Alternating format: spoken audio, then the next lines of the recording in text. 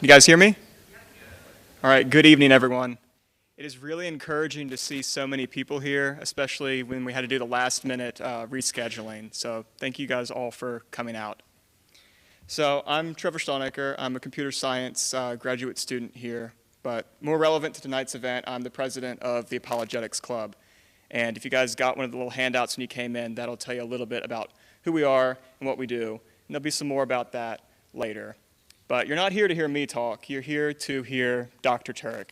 So let me just introduce this. He's going to be talking about his best-selling book, I Don't Have Enough Faith to Be an Atheist. And let me just say, this is an amazing book. Like, if you have not read it, you want to pick up a copy, and there are some outside in the lobby for sale. So do yourself a favor and get one if you enjoy this talk. But without further ado, just join me in giving a very warm welcome to Dr. Turek.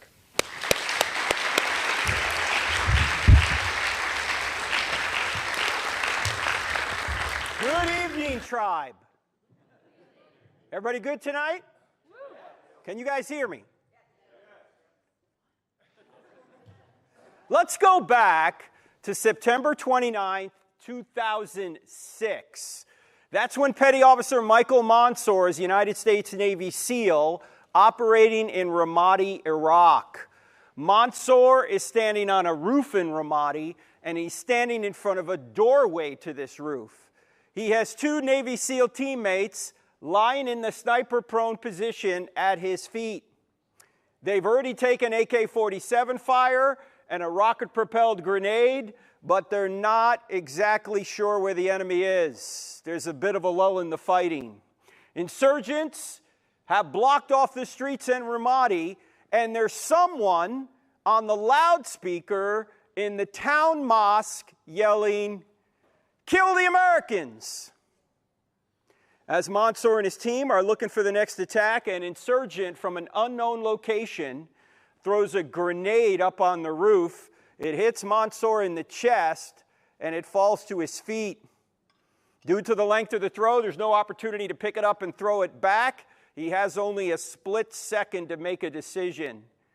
He can leap through the doorway behind him and save himself, but if he does, his two teammates lying at his feet will surely die. Mansour yells, "Grenade!" But instead of jumping backward to save himself, he jumps forward, chest first, onto the grenade. It detonates. 30 minutes later, 25-year-old Michael Mansour is dead. His two teammates lying at his feet receive only minor injuries because Mansour's body muffled the blast. One of the survivors said at Mansour's funeral, "Mikey looked death in the face that day and said, 'You will not take my friends, I will go in their stead.'" I've never seen a United States president cry until April of 2008. That's when President George W. Bush invited Mansour's parents into the East Room of the White House to give them their son's Medal of Honor posthumously. The president couldn't even get through the citation without breaking down. Since then, Mansour's High School in Garden Grove, California, built a new stadium. They named it Michael A. Mansour Memorial Stadium. The golden trident insignia that the SEALs wear dominates the 50-yard line. January 2019, North Island, California, just outside of San Diego, the United States Navy commissioned the USS Michael Mansour, the newest guided missile destroyer in the fleet, Zumwalt class. There's only 3 of these ships in the world. One of them is named after Michael Mansour. This is Mansour's mother, Sally, being escorted onto the ship, named in honor of her fallen son. Now, why did they do this? Because Michael Mansour literally sacrificed himself to save his friends. There's no greater love than to sacrifice yourself to save your friends, said Jesus of Nazareth before he went to the cross. Michael Mansour sacrificed himself to save his friends. The question is, would anyone sacrifice himself to save you? And the answer is, someone already has. His name is Jesus of Nazareth. But in today's culture, a lot of people don't think the story's true. They think it's invented. After all, it was written down by religious people. We know religious people tend to embellish things. And it's got miracles in it, like a resurrection. Who here in this room has ever seen someone rise from the dead after you knew they were dead for at least 36 hours? Yeah, none of us. Why? Because it doesn't happen. Yet if you're a Christian, you have to believe something none of us have ever seen. How rational is that? Well, I actually think it's quite easy to show that Christianity is true. You only need to answer 4 questions. In other words, if you investigate these 4 questions, I think you'll realize that the answer to these 4 questions is yes. And if the answer to these 4 questions is yes, then Christianity is true. Not just true for me, not just true for you, but true like gravity's true. It's true for everybody. What are the 4 questions? Here are the 4 questions.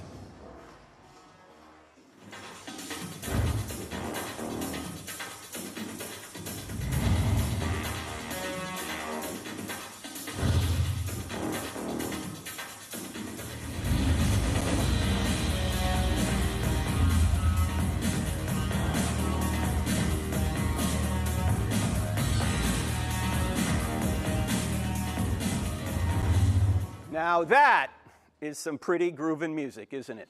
Yeah. That's actually from our TV show, which is on Wednesday nights. That's tonight at 9 p.m. Eastern. It's on DirecTV channel 378. If you don't have DirecTV, it's on Roku. Does anyone here have Roku? R-O-K-U? All right, look for NRB TV on Roku. It's National Religious Broadcasters. If you don't have DirecTV and you don't have Roku, it's on this new technology sweeping Williamsburg right now. It's called the Internet. Have you guys heard of this? Yeah, if you go to our website, at that time, you can watch the show streaming live. Right now, we're going through 22 one-hour lessons on the top archaeological discoveries from the Bible. We're in the middle of it right now, so if you tune in, you'll see it. We're also on radio every Saturday morning, but it doesn't matter if it's on radio because it's podcasted. It's called the I Don't Have Enough Faith to Be an Atheist podcast. Actually, we do 2 a week.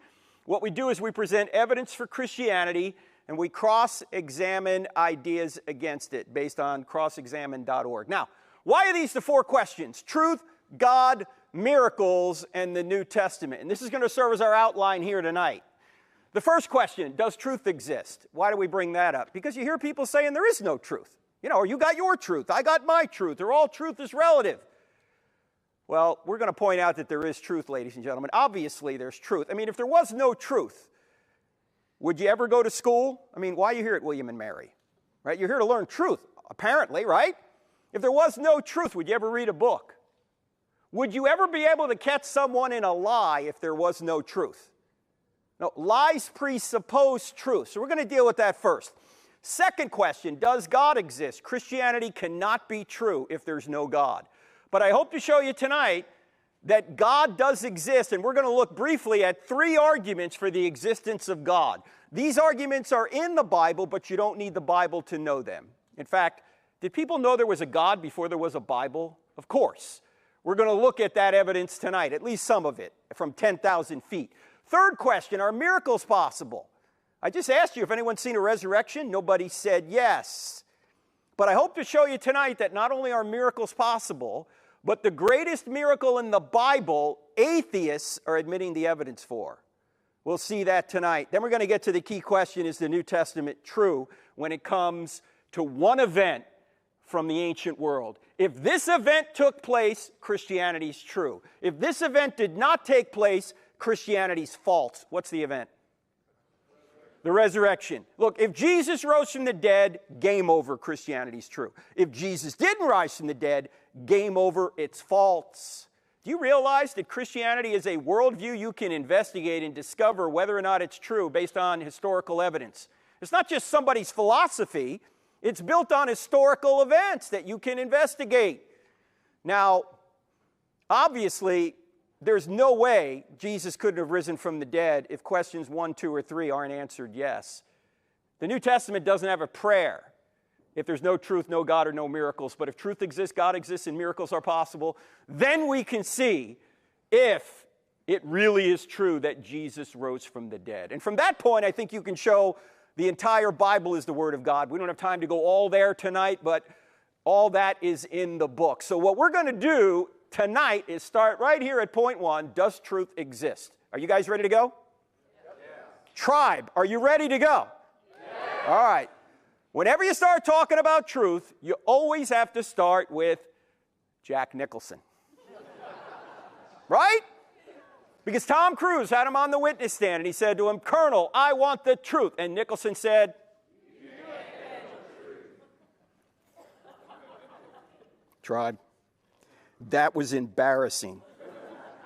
If he said it that way, the movie would have gone nowhere. You can't handle that. That's not how he said it. Here's how he said it. You can't handle the truth. All right, let's try it again. I want the truth.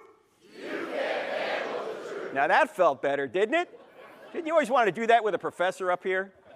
You can't handle. Well, you know, there's a lot of people that can't handle the truth. They're saying, you got your truth, I got my truth, all truth is relative. You've heard these claims, right? Well, ladies and gentlemen, if you don't get anything else out of what we talk about here tonight, what we're going to talk about in the next few minutes, for me anyway, is the most important thinking skill I've ever learned.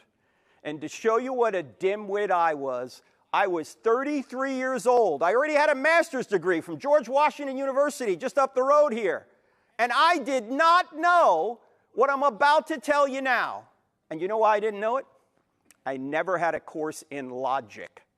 How many people in here have had a real course in logic? Can I see your hands, please? All right, see these people with their hands up? These are the homeschoolers. There they are, right there, okay? We don't teach logic in public school. If we did, things would be a lot better. Instead of teaching young people how to think, we're teaching them what to feel. And that can be dangerous. Why? Because if you just follow your feelings without reason or without moral restraint, you're going to wind up in a very dark place. So what I want to talk about here is a fundamental law of logic called the law of non-contradiction. The law of non-contradiction says opposite ideas cannot both be true at the same time and in the same sense. For example, we can't both be at William and Mary and not at William and Mary at the same time and in the same sense, right? We're either here or we're not here, but not both. You guys with me? Either God exists or he doesn't exist, but not both. You guys with me? This is the law of non-contradiction. And this law will help you discover things that are false. And let me show you what I mean by that. Suppose someone were to say to you, the relativistic postmodernist claim, there is no truth. You should ask that person a question. What should the question be? Yeah, if somebody says there is no truth, you want to ask, is that true? Is it true that there's no truth? Because if it's true that there's no truth, the claim there is no truth can't be true, but it claims to be true. Did I say that right? I know that can give you intellectual constipation if you think about it. Why? Because this is known as a self-defeating statement. What's a self-defeating statement? A self-defeating statement violates the law of non-contradiction. If this statement is true, it's false. Why? Because it claims to be true while saying there is no truth. It's self-defeating. It would be like me saying I can't speak a word in English. What would you say? Hey, man, you're using English to say it. Or it'd be like if I said my parents had no kids that lived. Or my brother is an only child, right? These are self-defeating statements, and you've got to get good at recognizing self-defeating statements. And here's the thinking tactic, or the thinking skill I mentioned earlier. When somebody says something like this, you want to turn the claim on itself. Turn the claim on itself. So someone says there is no truth, you ask, is that true? Okay? Now, you don't have to be unkind to do this, because you're not making statements, you're asking questions. So let's do a few more of these, because these are very common in our culture. Sometimes you'll hear people say this, there's no such thing as absolute truth. If someone were to say that, and you were to turn the claim on itself, what question would you ask back? Yeah, is that an absolute truth? Or you might want to say, are you absolutely sure? Can everyone see this is an absolute truth claim that denies there are absolute truths? It defeats itself. It's like saying I can't speak a word in English. Now, in our culture, it's not said this much anymore. It's either It's more said, or at least intimated this way. There isn't the truth, only my truth. You know, you have your truth, I have my truth, you live your truth, I'll live my truth, we'll all get along. This sounds so right, doesn't it? It sounds so Oprah, doesn't it? Yeah, there's just one big problem with it. It's logically self-defeating. Why? Well, if someone were to say to you, there isn't the truth, only my truth, if you were to turn the claim on itself, here's the question you should ask back. Is that just your truth or the truth? In other words, is the statement on the top just your truth? In other words, it's just your opinion. Well, if it is, why should I believe it? But if you're saying the statement on the top is the truth for everybody, can't you see the first half of the statement says there aren't any the truths? Can everyone see this is a the truth statement, claiming there are no the truth statements? It defeats itself. Now, I know it's very unpopular to say what I'm about to say in our culture today, but I got to say it anyway. There's no such thing as your truth. There's no such thing as my truth. There's just the truth. I mean, if you want to say you have your own truth, you might as well say I have my own math. I mean, imagine if Peter, he's a math major here, right here, if he were to say to me, hey, Frank, can you hang out tomorrow for the Apologetics Club? You know, we meet tomorrow night. We got a lot of work to do, getting ready for that meeting. In fact, if you hang out and work all day tomorrow, I'll pay you $10 an hour. At the end of the day, you just tell me how many hours you work and I'll pay you. Now, actually, Peter would never do this. He doesn't pay that much. All right. But let's suppose I hung out and I worked 15 hours dawn to dusk and I'm done. And he goes, okay, what do I owe you? Okay, let's see, $10 an hour times $15 an hour, you owe me $150,000. He's going to say, I don't owe you $150,000, I owe you $150,000. Suppose I were to say, oh, you don't understand. I have my own math. He's going to say, you're crazy. There's not my math or your math. There's just math. Now, parents, I'm not talking about the kind of math your kid brings home and you go, hey, this isn't my math. That's not what I'm talking about, all right? Look. Oh, yeah. Your other mic's not on for the house. Can you turn the house isn't on? Yeah. I think it's, there we go. All right. Am I that loud? I don't even need a mic. Look at it. See how loud I am? Is that thing on, Clint? No, it's not on. Now it's on. Oh, yeah. Okay. See what a loudmouth from Jersey I am? You're going to have to turn me down up there, because... Anyway, this points out that there's not my math or your math. There's just math. Look, there's not my answer or your answer to a math problem. There's the answer. And the same thing is true when it comes to truth. Now, actually, probably the biggest one we hear in our culture is this one. You ought not judge. Especially if you're a Christian. People are going to say, hey, Jesus said don't judge. Why are you judging, you hypocrites? All right, let's put Jesus aside for just a second. Logically, what's the problem with this claim? Yeah, if somebody says you ought not judge, you might want to say, hey, isn't that a judgment? Or if they say you ought not judge, you might want to say, then why are you judging me for judging? Do you notice it's a judgment? Now, actually, this is self-defeating. But you say, wait a minute, didn't Jesus say don't make judgments? Nope, never said it. Sure he did, Frank. He said it in Matthew chapter 7, verse 1. This is in the middle of his most famous sermon, the Sermon on the Mount. All right, I know it's going to sound odd for just a second, but stick with me. There are no verses in the Bible. There are no verses in the Bible. Do you think when Matthew was writing his biography that we now call a gospel, the biography of Jesus, when he got to this point, he said, here's chapter 7, verse 1? No. When were there chapter and verse divisions added? About 500 years ago to help us navigate the text, which is really important. Why? Because it'd be really hard to find your way around this big series of books we put under one binding we call the Bible if you didn't have numbers. I mean, imagine if you're a Christian and you had this big Bible with no numbers in it, and your pastor had a big Bible with no numbers in it, and he got up every Sunday morning, he just opened the book and he said, let's go about 2/3 of the way in, let's see if we can find the same spot. Like, you couldn't do that, right? You need numbers to find your way around. The problem is, we tend to think if it's got a number in front of it, we can take it out and make it say whatever we want, as if it's a little individual piece of truth. You can't do that. You need to learn the context of what's going on. The Bible's not a book of fortunes that you just pull ideas out of. Now, some of you are going to hate me for this, but I don't care. I'm leaving tomorrow. This is why you should never say, if you're a Christian, that Jeremiah 29:11 is a promise to you. What's Jeremiah 20? You know Jeremiah 29:11. Oh, the plans I have for you, plans to give you hope in a future, plans to prosper you. Is that a promise to 21st century Christians living in Williamsburg, Virginia? No, who is that a promise to? That was a promise to the exiles who were forcibly taken out of Judah in 586 BC by the Babylonian dictator Nebuchadnezzar. He took them to Babylon, modern-day Iraq, and God, through the prophet Jeremiah, was promising those exiles that 70 years later, he was going to prosper them and bring them back into the land. And in fact, it happened. In 516 BC, they went back into the land and began to build the temple. But this is not a promise to us today. When people say, I'm claiming Jeremiah 29:11 as a promise to me, I normally say to them, why don't you claim Jeremiah 44:11 as a promise to you? What's Jeremiah 44:11? Jeremiah 44:11 is the promise that God made to the exiles who tried to flee to Egypt in 586 BC. And God warned them. He said, don't go to Egypt.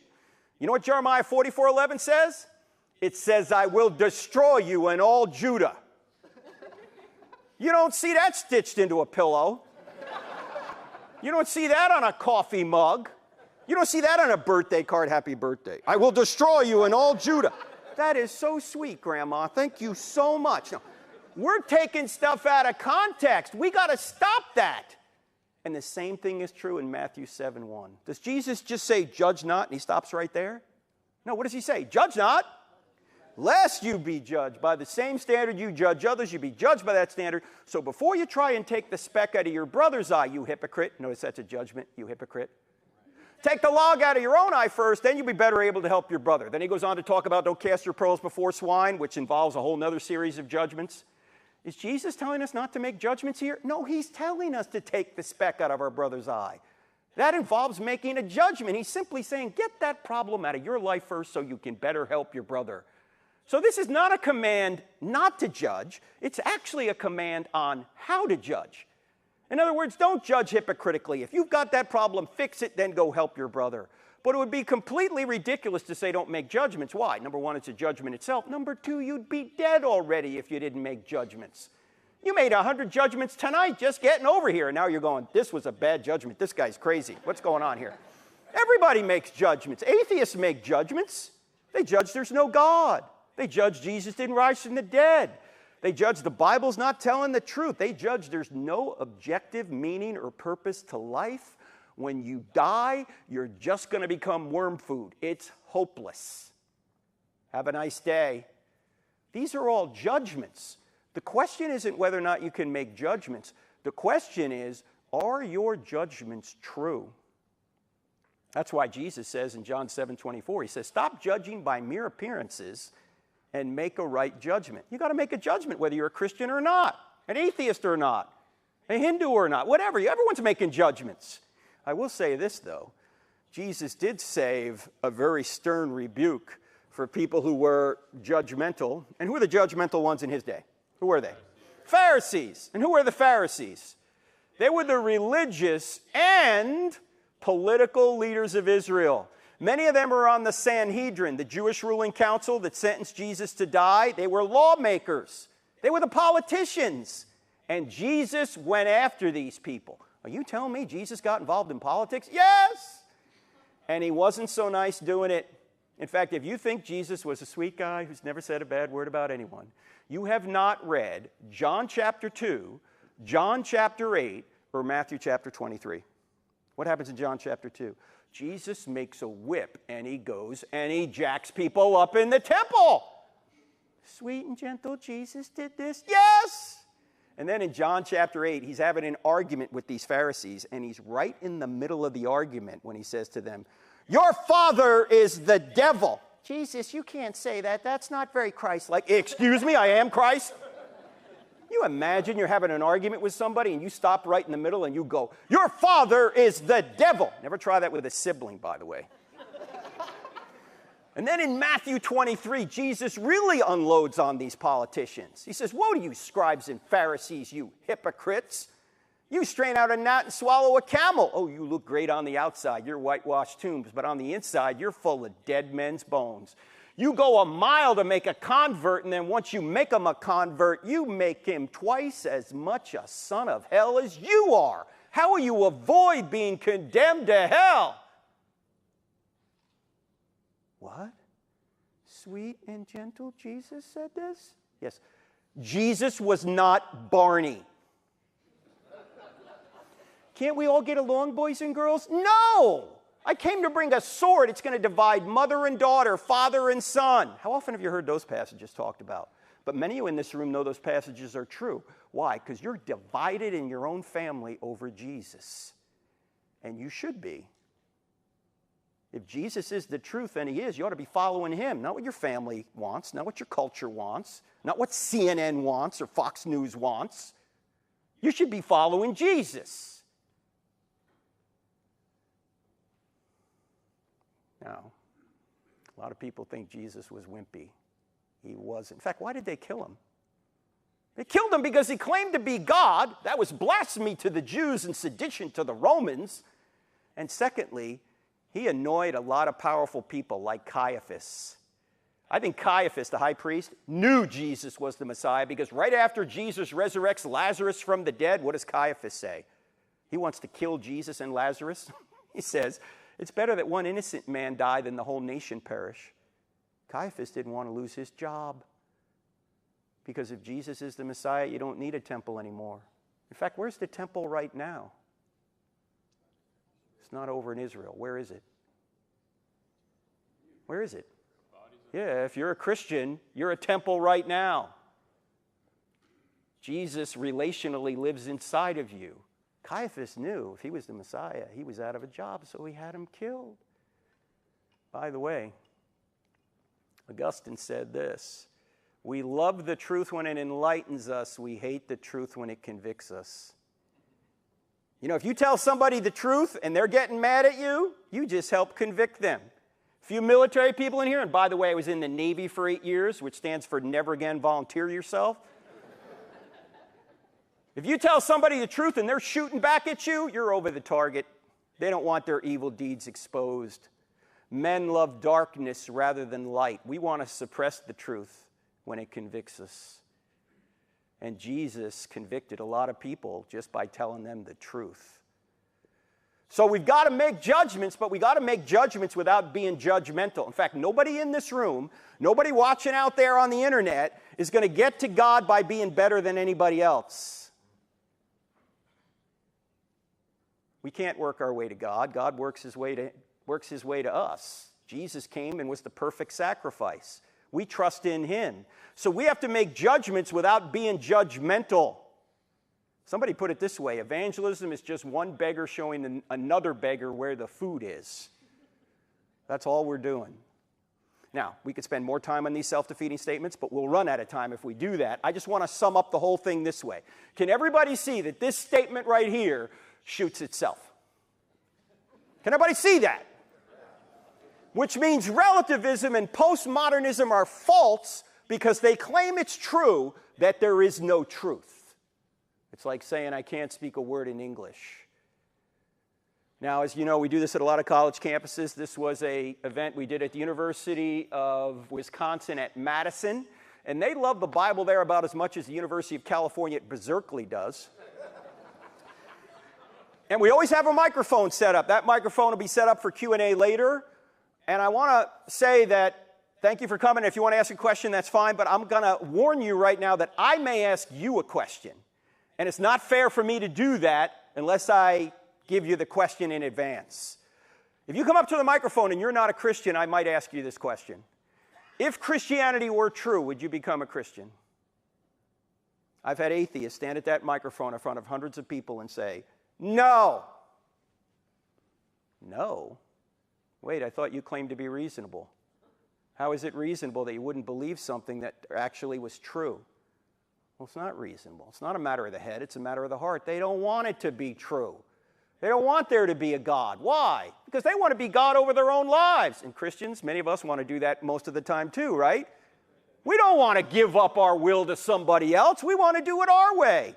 We're not on a truth quest. We're on a happiness quest. And we're going to believe whatever we think is going to make us happy. Here's the problem. You know, you can make yourself happy over the short term, doing a lot of fun but selfish and sinful things. Yet over the long term, it's a disaster. And everyone in this room over 40 years old knows what I'm talking about, because many of us have tried it ourselves, right? I'm going to live my way. I'm going to do it my way. I'm going to do what I want to do with whom I want to do it when I want to do it. No, you're not. Yeah, not very long. You can do it for a while. But you know what's going to happen ultimately? What's going to happen in your relationships? You're going to wind up divorced, addicted, broken, alone, and probably prematurely dead. If you want contentment, you've got to go straight through truth. And Jesus is the truth. So, I may ask you that question. Be honest if I do. So, truth does exist. The next question, is it true that God exists? And I mentioned there are three arguments we're going to briefly look at for the existence of God. The first argument is the argument from the beginning of the universe known as the cosmological argument. Cosmological is a Greek word, comes from a Greek word cosmos, which means world or universe.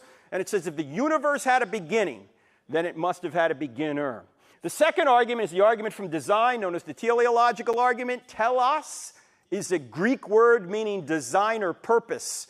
And it says if there's design in the universe and design in you, life has to be a designer. Now, these two arguments have some scientific evidence behind them. We'll see a little bit of that. The third argument isn't scientific at all, yet it's the argument we've all understood since we were very small children. It's the argument from morality known as the moral argument. It says if there's one thing morally wrong out there, just one, like it's wrong to torture babies for fun, or it's wrong to murder 6 million people in a Holocaust, then there has to be a God. Why? Because if there is no standard beyond us that we're obligated to obey, a standard of righteousness, then everything is just a matter of opinion. That's just your opinion against the baby torturer's opinion, or your opinion against Hitler's opinion. When we know murder or torturing babies isn't just a matter of opinion, if that's the case, there must be this standard beyond us, a standard of righteousness that we're obligated to obey. What we mean by that is God's nature. We'll get to that argument later, but we got to start right here at the beginning. Now you got to admit, it was worth coming here tonight just to see God do that. Did you see that? A lot of you said, I've never seen God move. Oh, really? Check this out. Look at that. Now, this is the argument that many say points back to the big... Now, I know there's some Christians in here going, Frank, we're Christians in here, and we don't believe in the Big Bang. You guys don't believe in the Big Bang? I believe in the Big Bang. I just know who banged it. In fact, the evidence for the Big Bang is so good that even atheistic scientists have admitted it. Stephen Hawking, who was probably the top atheist, at least popularity-wise, in the world until he died about 7 years ago, put it this way. He said, almost everyone now believes that the universe and time itself had a beginning at the Big Bang. Now, Hawking doesn't think it was God, but what else could it be if space-time and matter had a beginning out of nothing? In fact, in the last book he wrote, called The Grand Design, do you know what his explanation for the beginning of the universe was? And I'm not making this up. This is on about page 180 of the book. Here's what he said. Because there's a law like gravity, the universe can and will create itself out of nothing. Hello, McFly. To which John Lennox, the esteemed philosopher and mathematician from Oxford University, who happens to be a Christian as well, said this. When brilliant scientists talk nonsense, it's still nonsense. Gravity creating the universe. First of all, gravity doesn't create anything. Gravity describes what happens to objects that are already created. What are you talking about? But at least he's admitting the universe had a beginning. Now, we're not going to go into the evidence for this. Why? Number one, we don't have time. Number two, it's all in the book, chapter 3. Number three, it's not controversial. What is controversial is what caused the universe to have a beginning. We're not going to go through the science here, but I do want to show you one philosophical argument that I think shows beyond any doubt that the universe had a beginning. This is not going to be overturned by some future scientific discovery. It's a philosophical argument, and here it is. Let's suppose we have a timeline here. There's today, there's yesterday, there's the day before yesterday, there's last week. Here's my question. Can this line, this timeline, be infinite into the past? This is the interactive portion of the program. What do you think? No, why not? Yes, that's right. A computer science major over here got it, Joshua. Yes, if there were an infinite number of days before today, would you ever get to today? No, because there would always be another day you'd have to live before you got to this day. Because there's an infinite number of days before today. In other words, you could put it this way. If the past were infinite, today never could have arrived. But today is here. So there can only be a finite number of days before today, meaning time had a beginning. If time had a beginning, what could have created time? Only something outside of time, something timeless. Now, if you're timeless, do you have a beginning? No. So this answers the age-old who made God question. The answer is no one. Because God did not have a beginning. God is the uncaused first cause. He's the uncreated creator. He created time, and he's outside of time. That's how he can know the future. But let's just go back and now see where the evidence leads. If the universe had a beginning, it must have had a beginner. We've got two options here with the evidence. Either no one created something out of nothing, which is the atheistic view, or someone created something out of nothing, which is the theistic view. Now, here's my only question. Which view is more reasonable? That no one created something out of nothing, or that someone created something out of nothing? What do you think? Someone. I was at Texas A&M a number of years ago, and an atheist said, I think number one is more reasonable. I said, time out. Let's look at number two for a second. Number two says someone created something out of nothing. Now, that's a miracle, right? But at least you got a miracle worker. You got someone. Number one is a miracle with no miracle worker. That's clearly absurd. In fact, I said to the audience that night at Texas A&M, I said, to show you how seriously we all take the law of causality. By the way, law of causality doesn't say everything has a cause. The law of causality says everything that comes to be has a cause. There has to be an uncaused first cause. Either it's the universe or something outside the universe. So I said to the A&M folks, I said, to show you how seriously we all take the law of causality, that things don't pop into existence out of nothing, by nothing, without a cause. There is nobody sitting here in this auditorium tonight who is currently worried that as you sit here, a hippopotamus has appeared out of nothing, by nothing, in your dorm room and is currently pooping on your pillow, right? You're not worried about that. Why? Because you know that things don't pop into existence out of nothing, by nothing, without a cause. And if the whole universe could do so, why doesn't everything do so? Why don't Teslas pop into existence out of nothing, by nothing, without a cause? You wake up one morning, you look in the driveway, you see your Hyundai is a Tesla, and you go, how do I charge this thing, right? Why don't MacBook Pros pop into existence out of nothing, by nothing, without a cause? Could have saved me $3,000. If you're hungry after this and you want to have a pizza, does it make sense to order one? Or should you just sit in your kitchen, wait, and hope one pops into existence out of nothing, by nothing, without a cause? No, it seems to me the atheists have all the faith. By the way, do you realize that everyone believes in at least one miracle? Christians believe in this miracle and several others, but atheists believe in a miracle. Some of them will admit they believe no one created something out of nothing. Now, which takes more faith to believe? When I say faith, I mean blind faith. Not the kind of faith the Bible talks about. The Bible talks about faith being trusting in what you have good evidence to believe is true. Trusting in so you can believe something that you have good evidence to believe is true. That's not blind, but you've got to have a lot of blind faith to believe this. In fact, here's what the philosopher Leibniz many years ago asked a question to ask an atheist. If there is no God, why is there something rather than nothing at all? I mean, if there is no God, why do you exist? Why do I exist? Why does the universe exist? Why do the Dallas Cowboys exist? It's obvious evidence that Satan is alive and well.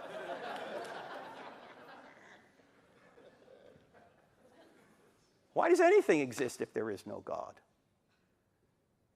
Now, what could have caused space, matter, and time to come into existence? If space, matter, and time had a beginning, which is what the evidence shows, then the only thing that could have caused it is something outside of space, matter, and time. In other words, the cause must be spaceless, timeless, immaterial, powerful to create the universe out of nothing, personal in order to choose to create, because to go from a state of nothingness to a state of creation, someone had to make a choice, and only persons can make choices. Also, the being would have to be intelligent to have a mind to make a choice. Now, ladies and gentlemen, when you think about a spaceless, timeless, immaterial, powerful, personal, intelligent cause, who do you think of? God. You say, well, how do you know it's the Christian God, Frank? We don't. Yet. I mean, this could be Allah or some other theistic or deistic God. You don't get all the way to Jesus with a scientific argument. But if we discover that Jesus actually did rise from the dead, then we can say that the same being that walked out of the tomb 1,992 years ago is the same being in whose divine nature created the universe out of nothing. We haven't gotten there yet, but if we look at that historical evidence, I think we can determine that the creator of the universe is Jesus. Now, that's the first argument. Second argument is the argument from design. There are two elements to this argument. The universe appears to be designed, and you appear to be designed. Let's briefly talk about the universe. Scientists have discovered in recent decades the universe is fine-tuned to support life. That if you were to change any one of a number of factors virtually imperceptibly about our universe or our solar system, there would either be no life or no universe at all. And there's scores of these constants and attributes about our universe. From the very beginning, in fact, Stephen Hawking, an atheist, put it this way about the expansion rate of the universe from the very beginning. He said this: if the expansion rate of the universe was different by 1 part in 1,000 million a second after the Big Bang, the universe could collapse back on itself or never develop galaxies. In other words, if the expansion rate were that infinitesimally different from the very beginning, we wouldn't be here. Now, you can't make any sort of evolutionary kind of cause for this. You can't say, well, maybe we evolved by chance to this one speed. Why? Because this is the initial condition of the universe. It started at the right speed. It seems to me the same being that created space-time and matter is the same being that fine-tuned the expansion rate so we could even be here. Also, the gravitational force, if it were altered by more than 1 part in 10 to the 40th power, compared to the strong nuclear force, we wouldn't exist. What's 1 part in 10 to the 40th power? We got math majors in here.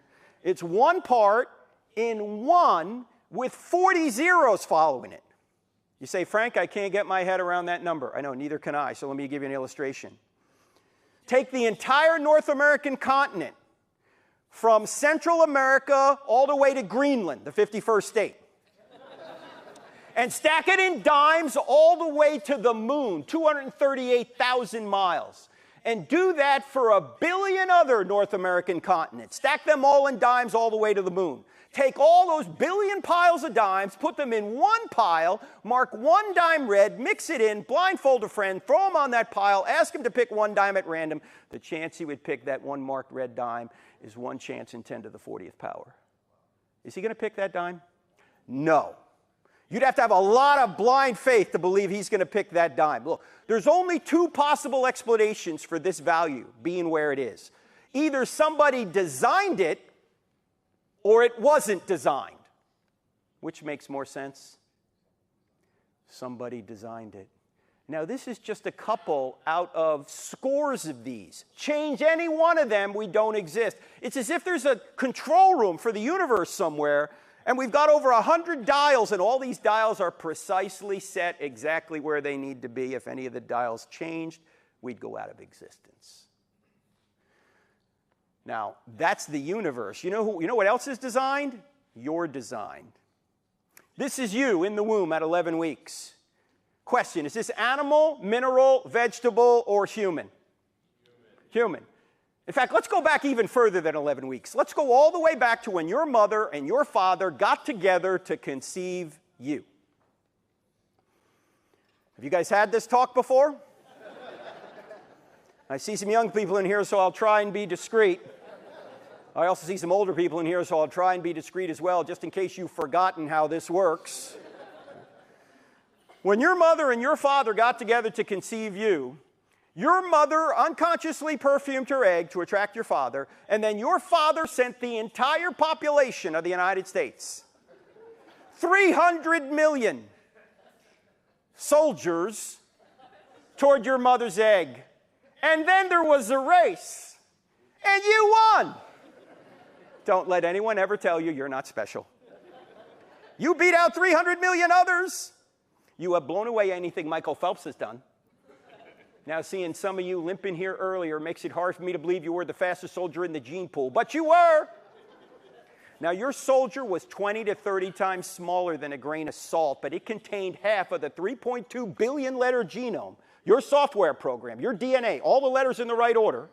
And your mother's egg was about the size of a period at the end of a sentence in an average book, and it contained the other half of the 3.2 billion letter genome, your software program, your DNA, all the letters in the right order. And when your egg and your soldier came together, a new 100% genetic human being was created.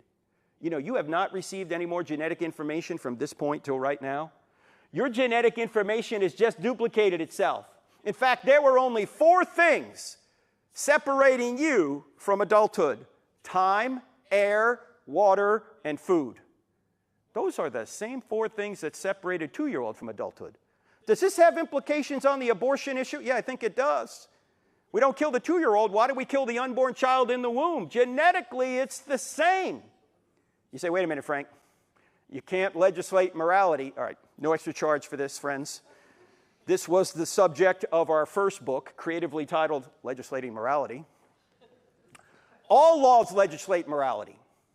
Every law declares one behavior right and the opposite behavior wrong. You can't think of a law that doesn't legislate morality. The only question is, whose morality will we legislate? And when people say, hey, don't impose your morality on me, I say, why not? Would that be immoral? And if we're not to impose morality, why are you imposing your morality on me? You're saying, I ought not impose ought nots. When you're imposing that ought not on me, why do you get to impose ought nots, but I don't?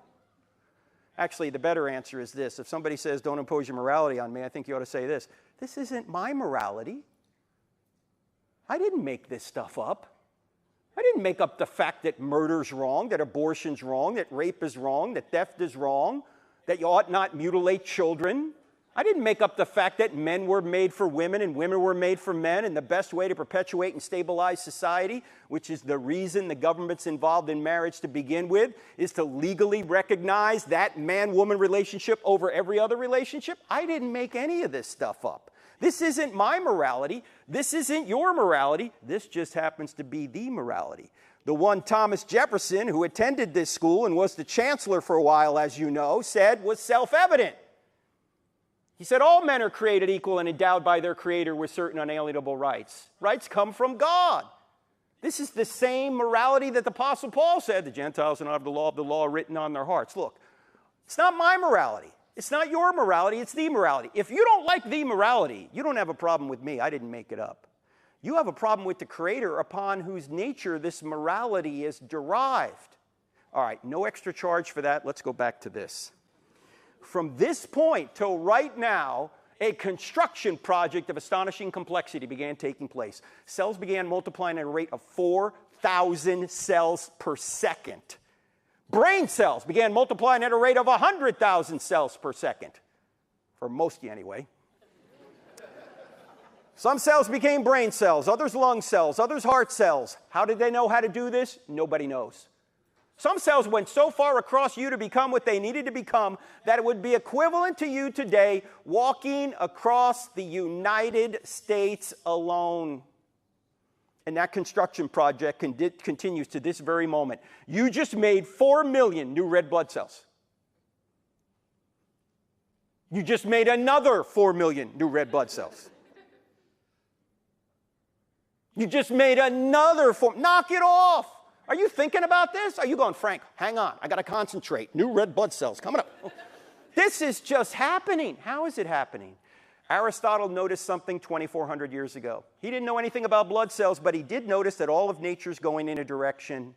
For example, why is it that if you properly nourish an acorn, it always goes in the direction of becoming an oak tree? Why doesn't it become an elm tree or a birch tree or a seahorse? You say, well, it's programmed to become an oak tree. Yeah, well, who programmed it? And is an acorn conscious? Is an acorn in the ground going, all right, what do I have to do to become an oak tree? No. Yet it reliably goes in the direction of becoming an oak tree. If it doesn't have a mind of its own, and it doesn't, yet it reliably goes in a direction, there must be an external mind directing it toward an end. That's what Aristotle called the unmoved mover. Thomas Aquinas came along in the 1200s AD and he said, this is going to be my fifth way to argue for God. That all of nature's going in a direction. If it's going in a direction, there must be somebody actively directing it right now. Now, ladies and gentlemen, this is not a Big Bang cause way back when. This is a cause that exists every single second the universe exists. This is why we can do science. Because the universe is orderly, reliable cause and effect. You ever ask yourself, where do natural laws come from? And why are they so precise and consistent? Why do they do the same thing over and over again? Because this is the product of a mind, an active mind. And this is why Paul says, in him, in Jesus, we live and move and have our being. And Christ holds all things together. And the writer of Hebrews says, God sustains all things by his powerful word. In fact, God is to the universe what a band is to music. If a band were up here playing the music, it would be creating and sustaining the music. What would happen to the music the second the band stopped playing? Music would be over. Same thing is true with God. God creates this universe, and he creates you, and he creates the laws that sustain this universe, and then he sustains the universe, and he sustains you and the laws that keep the universe going. If he were to pull his hand away, we'd go out of existence. Now, there's a lot more in the book Stealing from God, a book I wrote a few years ago, that you can learn more about that if you're interested.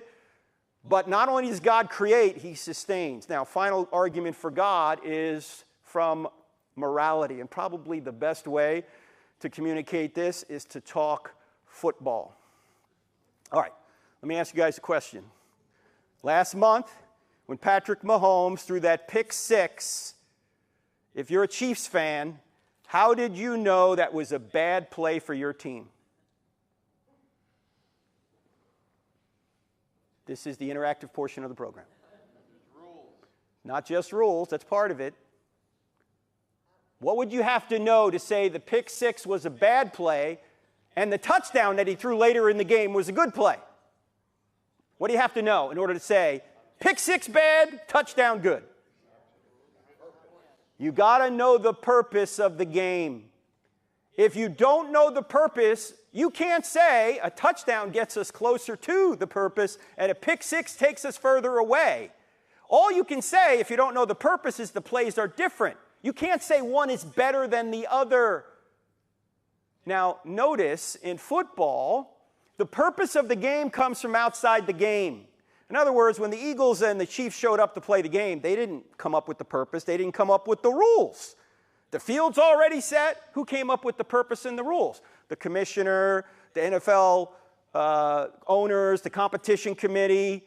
And every once in a while they change the rules. Why? Because the game of football is arbitrary. It could be different. Now in life, the purpose and the rules come from outside the game as well, but they're not arbitrary. They're built on the nature of God, who gives us the purpose and the rules. If there is no God, you can't say, this is a good way to live and this is a bad way to live, because there's no purpose. There's no purpose to life, and you wouldn't be surprised to learn probably that even atheists agree with this. Richard Dawkins says, there is no purpose. There is no right or wrong. There is no justice. We just dance to our DNA. We're just molecular machines. You're nothing but a moist robot, according to materialistic atheists. Now think about this, ladies and gentlemen. If there is no God, the Nazis were not wrong. How can you say the Nazis were wrong? They were following their government.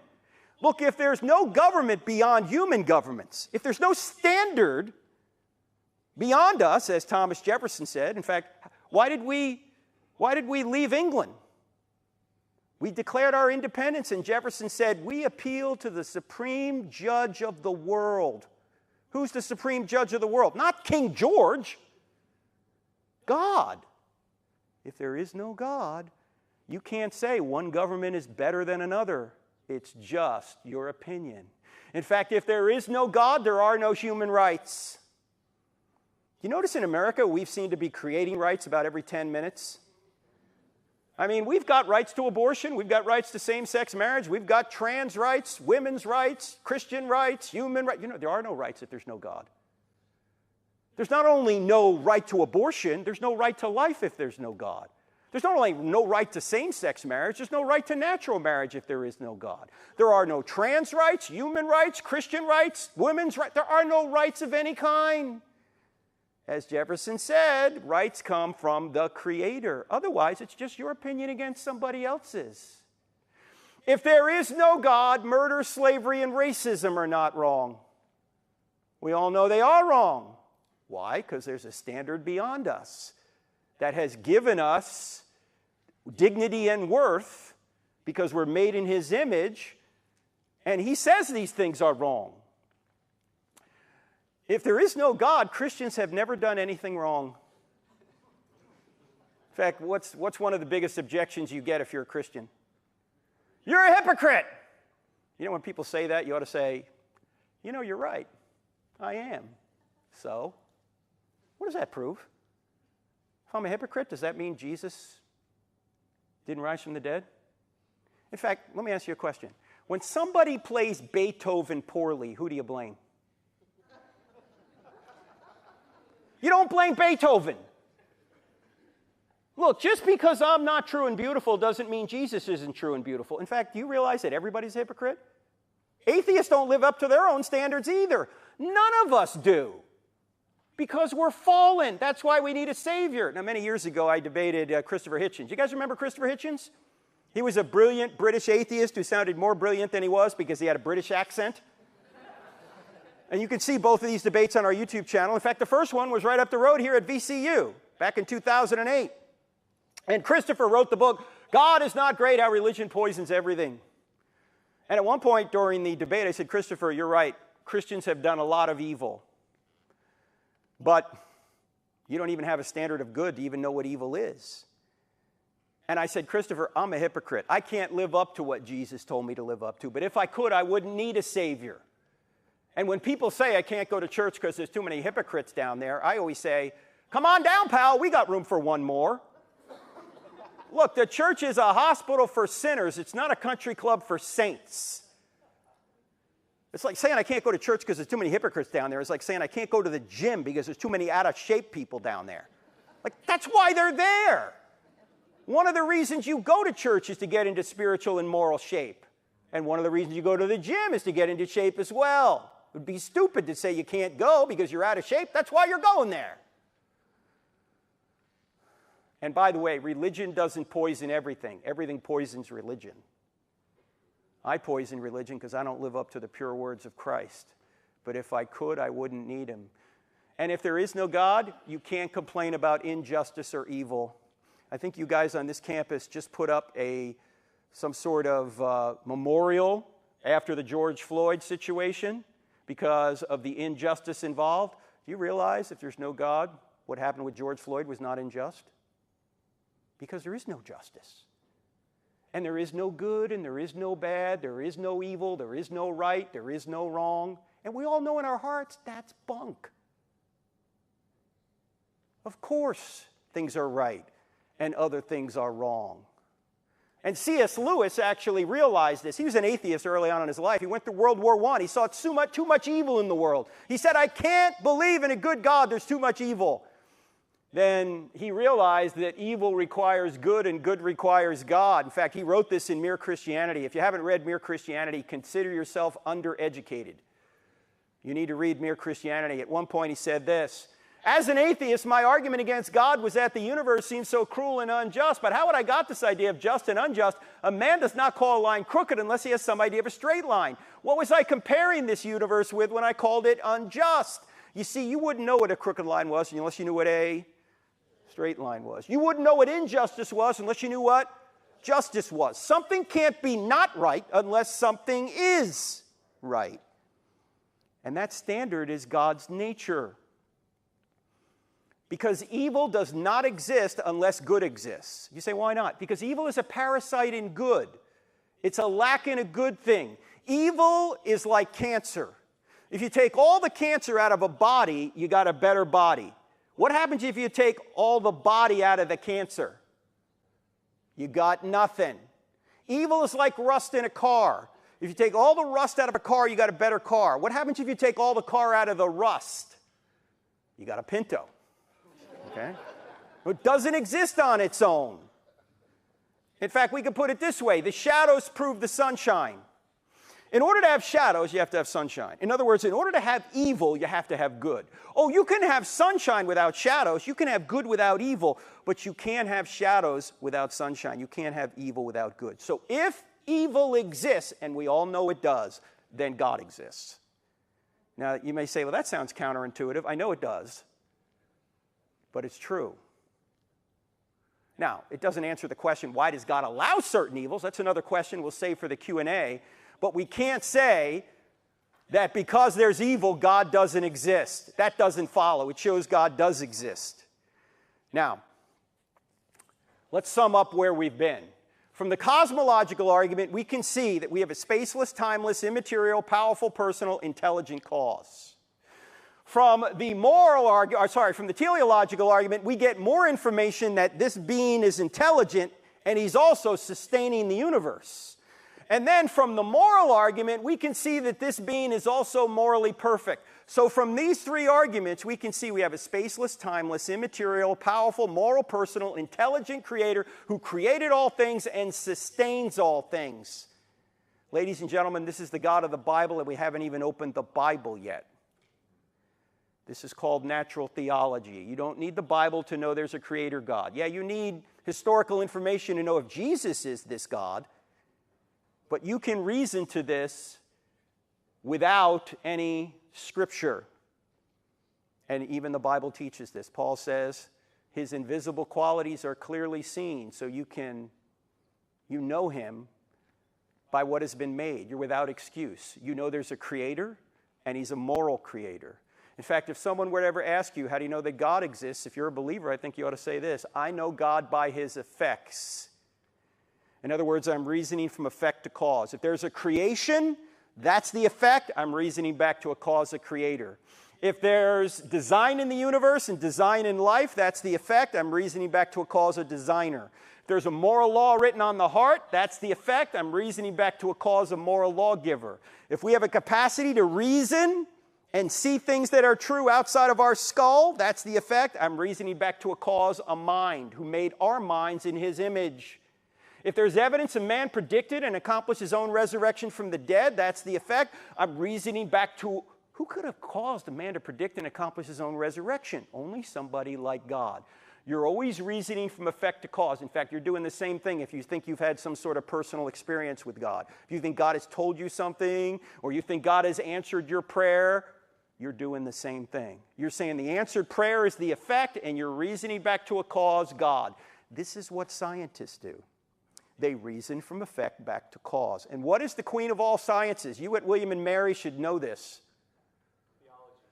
Theology is the queen of all sciences because it investigates whether or not God exists, and then if God does exist, it puts every aspect of inquiry under one big umbrella to show you how it all fits together.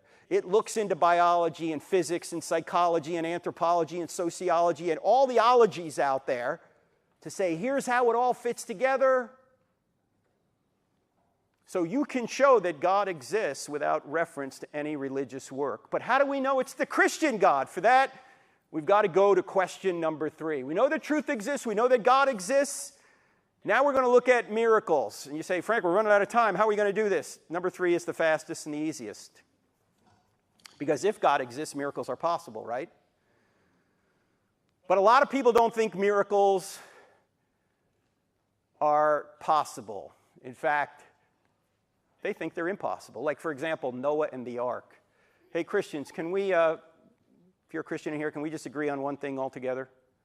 Noah and the ark is crazy. Come on, let's just admit it. It's crazy. And resurrections, I already asked you, anyone seen one? Nobody said yes. And for some reason, the big problem miracle in the Bible is Jonah. Is that a whale of a tale or a tale of a whale? Can you actually believe in Jonah? This stuff's crazy, ladies and gentlemen. But what is the greatest miracle in the Bible? You guys are sounding like Charlie Brown's teacher right now. Come on. The greatest miracle in the Bible is... I got some of you a second time. Yeah. The greatest miracle in the Bible is the first verse. In the beginning, God created the heavens and the earth. If that verse is true, every other verse is at least possible. Well, here's the interesting thing. Even the atheists are admitting the evidence for the first verse. They don't think it's God, but as I pointed out earlier, what else could it be? It's certainly not gravity.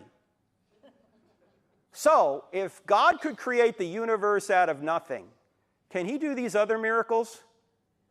Of course Noah's crazy, unless God exists. Of course resurrections don't occur, unless God exists. Of course Jonah's a fairy tale, unless God exists. You've got to evaluate the evidence for these things. You just can't rule them out in advance. In fact, when people say, I don't believe in miracles, I say, look around, you're living in one. This whole universe is a miracle. Now, God uses miracles in the Bible to tell you who's speaking for him. In fact, when you look at miracles in the Bible, they occur in 3 periods: Moses, Elijah and Elijah, and Jesus and the apostles. Why? Because these people have new revelation that needs new confirmation. These people are saying something new, and God is authenticating those people to say, you ought to listen to Moses, you ought to listen to Elijah, you ought to listen to Jesus and the apostles.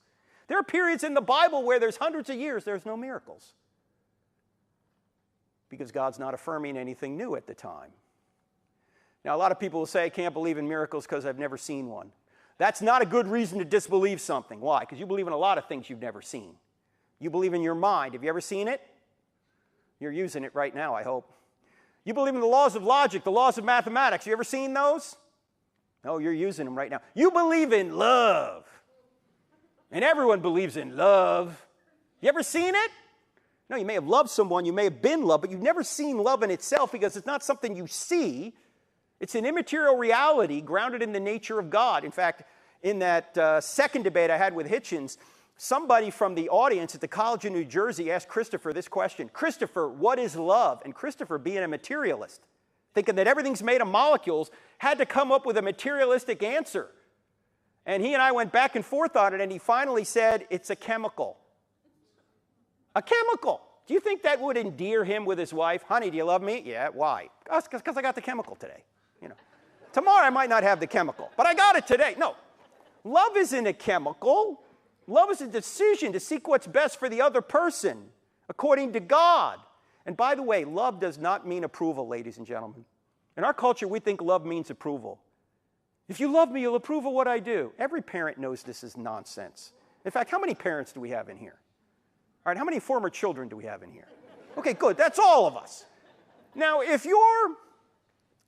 your parent approved of everything you wanted to do when you were 13, would that parent have been loving?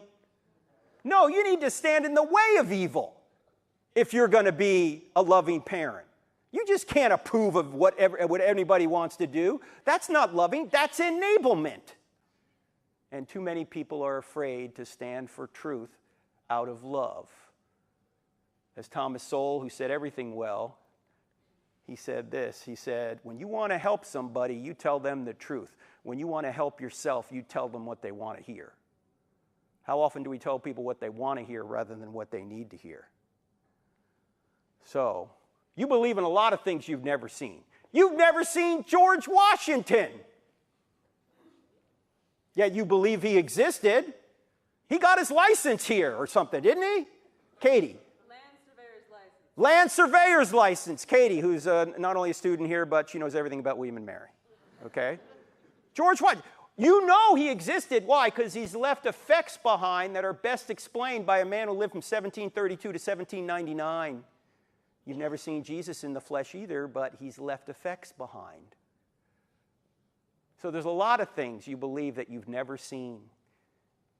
And by the way, if miracles do occur, First of all, they don't need to occur today to show that Christianity is true. There could be no miracles since Jesus and the apostles, and Christianity would still be true if Jesus really rose from the dead. I think there have been, but you don't need them to show that Christianity is true. But if miracles do occur, they can't be regular. Because if they happened all the time, they wouldn't get our attention as special acts of God. I mean, imagine if resurrections occurred all the time. What would the resurrection of Christ mean to us? Nothing. You go to somebody, you go, Jesus rose from the dead to prove he was God. And the guy goes, so what? Uncle Leroy just rose from the dead 2 weeks ago.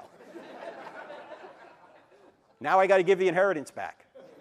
No, it's got to be a rare event if it's going to get our attention. And the only way you can identify a miracle is against the backdrop of regular events that happen all the time.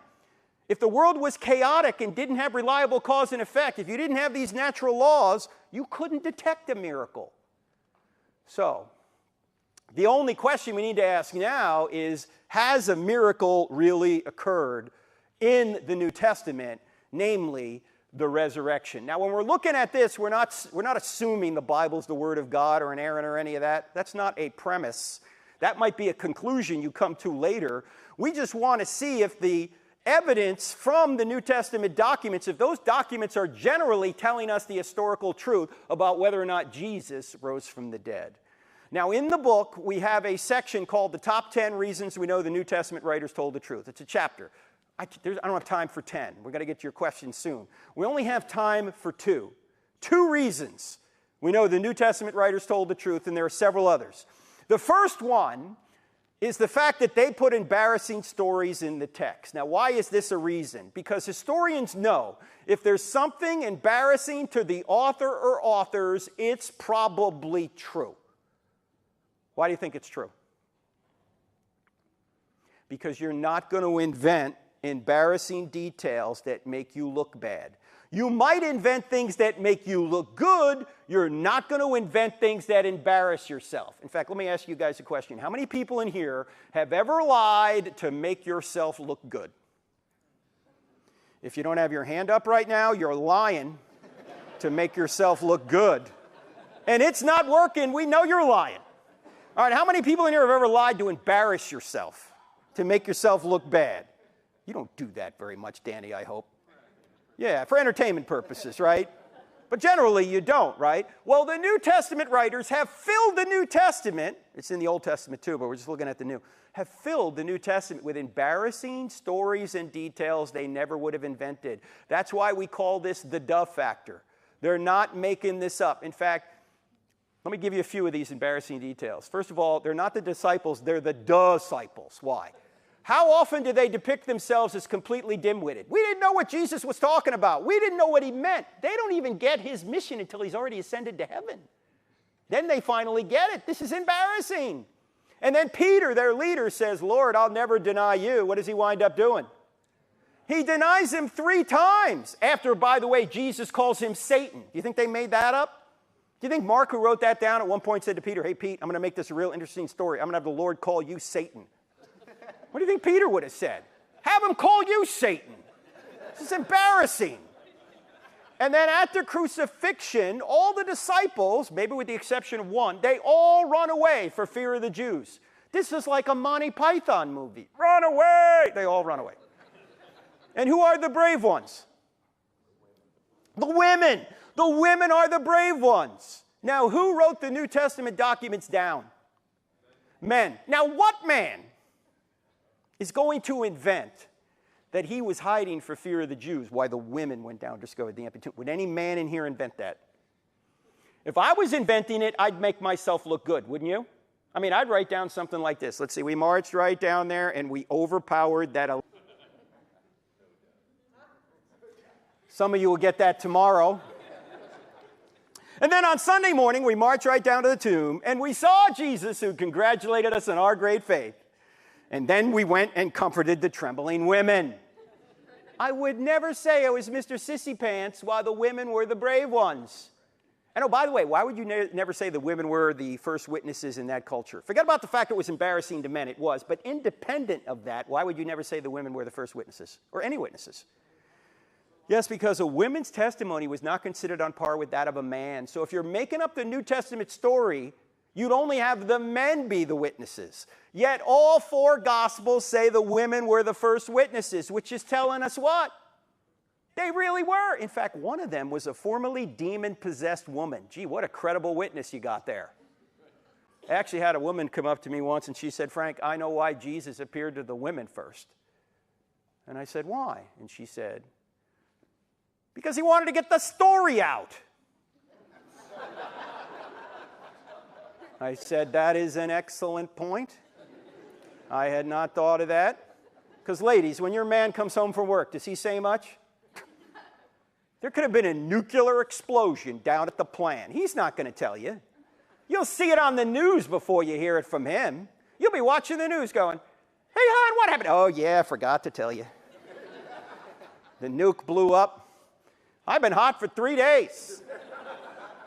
What's for dinner? He's not going to tell you. I can't, if you think that's bad, we were at the University of Cincinnati just a little over a year ago, and some guy came up to me after the seminar. He said, you think that's bad? He said, I know of a friend of mine who was on a private plane, just he and the pilot died. And my friend did not know how to land the plane. So just like in the movies, the tower talked him down. And when he went home that night, his wife said, how was your day, dear? And he said, same old, same old. I can't even believe this next passage is in the New Testament, but it is. You know, at the end of the Gospel of Matthew, the biography of Matthew, where it says, Jesus takes his disciples up on the hill there in Galilee, and he says, he gives them the Great Commission, go therefore, make disciples of all nations. Notice he doesn't say make believers. There's a difference. Make disciples. Anyway, it says right there in verse 17, this is Matthew 28:17, mark it down. Of the disciples there who are watching him, it says, some believed, but some doubted. What? He's standing resurrected right in front of them, and they're doubting. That's embarrassing. It's like they're standing there going, you see that guy over there? Yeah, that guy over there is Jesus. Oh, no, it can't be Jesus. He was just killed not long ago. No, I'm telling you, it's him. Jesus is dead. The Romans killed him. I'm telling you, it's Jesus. Do you know what they did to him? They whipped him. They beat him. They put nails through him. They put a spear through his side. His heart was punctured. He's dead. In fact, if the Romans didn't kill Jesus, they could have been killed. Jesus is dead. It's him. It can't be. It is. How do you know?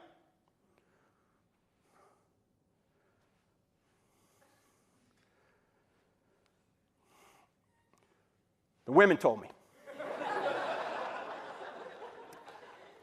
They're not making this up. There's even embarrassing details about Jesus. Jesus is considered out of his mind by his own family who want to seize him and take him home. This is recorded in Mark chapter 3. His own family thinks he's nuts. His brothers don't believe in him. We learn later, however, that James, the half-brother of Jesus, dies as a martyr in the city of Jerusalem. He's the pastor of the city's church in 62 AD, about 30 years after Jesus is alleged to have risen from the dead. He's thrown off the Temple Mount by the Sanhedrin, the Jewish ruling council. He's martyred. You know who tells us this? It's not actually in the New Testament documents. Josephus, the Jewish historian, who lived from 37 AD to about 100 AD. He may have even seen this himself. He says that James is killed by the Sanhedrin there. Why would James die as a martyr in the city of Jerusalem for the claim that his brother had risen from the dead when prior to the resurrection, James didn't believe his brother was God? In fact, before the resurrection, he said, yo, bro, you're not God. After the resurrection, James said, yo, bro, you're God. Now, how many people in here have a brother? Right, how many people have a brother who thinks he's God? Yeah. You don't believe in him either, do you? Neither did James. He's called a drunkard. He's called a madman. He's called demon-possessed. You think they invented this?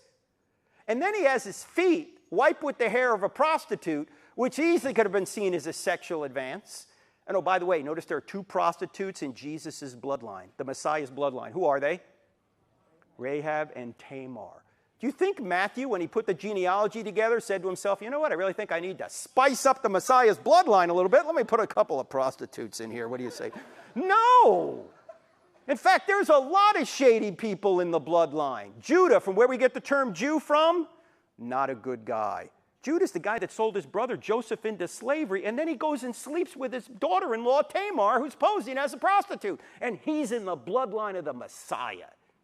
David, a man after God's own heart. Yeah, but he's a liar, adulterer, and a murderer. Gee, I guess there's hope for the rest of us then. Bathsheba's in the bloodline too, but her name is in the genealogy, but her name isn't there. She's in it. Instead of saying Bathsheba, what does Matthew say? Does anyone know? Uriah's wife. Who's Uriah? Husband of Bathsheba, whom David had killed so he could have Bathsheba and cover up the crime. Matthew's telling the truth, but it's embarrassing. You don't find this, even in modern days. We spin everything, don't we? We can't let people see the embarrassing things that we get. Does anyone put an Instagram post up that's embarrassing to them? No, we hide that stuff. Yet the ultimate no spin zone is the Bible. In fact, Dennis Prager, I don't know if you know who he is, he's a conservative Jewish man, believes the Old Testament is true. And he said, one main reason I know the Old Testament's true is because there's no people group that would ever invent such an embarrassing history of themselves. And he's right. But I would ask Dennis, if embarrassing testimony shows the Old Testament's true, why doesn't it show the New Testament's true? Because I think there's a lot of embarrassing stuff in the New Testament as well. There's more in the book, but we got to do one more, and that is excruciating deaths. And this word excruciating means out of the crucifixion. And this says that these men who were in a position to know whether Jesus had resurrected or not died excruciating deaths when they could have saved themselves by saying, look, it never happened. It's all a hoax. We were just having fun. They could have saved themselves, but they didn't. In fact, what you need to know is when you look at the New Testament documents, all of them are written by Jews, with the exception of Luke. Luke's the only Gentile. They're all Jews. They all think they're God's chosen people. And they didn't think one guy could claim to be God. That was blasphemy. And they didn't think one guy would rise from the dead in the middle of time. They thought we'd all rise from the dead at the end of time. But they didn't think somebody could claim to be God. That was blasphemy. Yet they wind up saying a man claimed to be God and rose from the dead. This is against their belief system. In fact, if you look at the apostles' beliefs and practices before and after the resurrection, there's a dramatic shift. Before the resurrection, they believed in animal sacrifice. They've been slaying lambs to Yahweh for hundreds of years. Suddenly, Jesus comes along and they go, you know, we don't need to slay these lambs anymore because they're just symbols of the Lamb of God who takes away the sins of the world. Here he is. Before, they believed in the binding law of Moses. Afterwards, Christ's life has fulfilled the binding law of Moses. Before, they believed in strict monotheism. Afterwards, they're believing in a Trinity, 3 persons in one divine essence. Yes, you can see the Trinity in the Old Testament, but it's much clearer in the New. Before, they believed in the Sabbath. In fact, they thought they could be stoned for not obeying the Sabbath.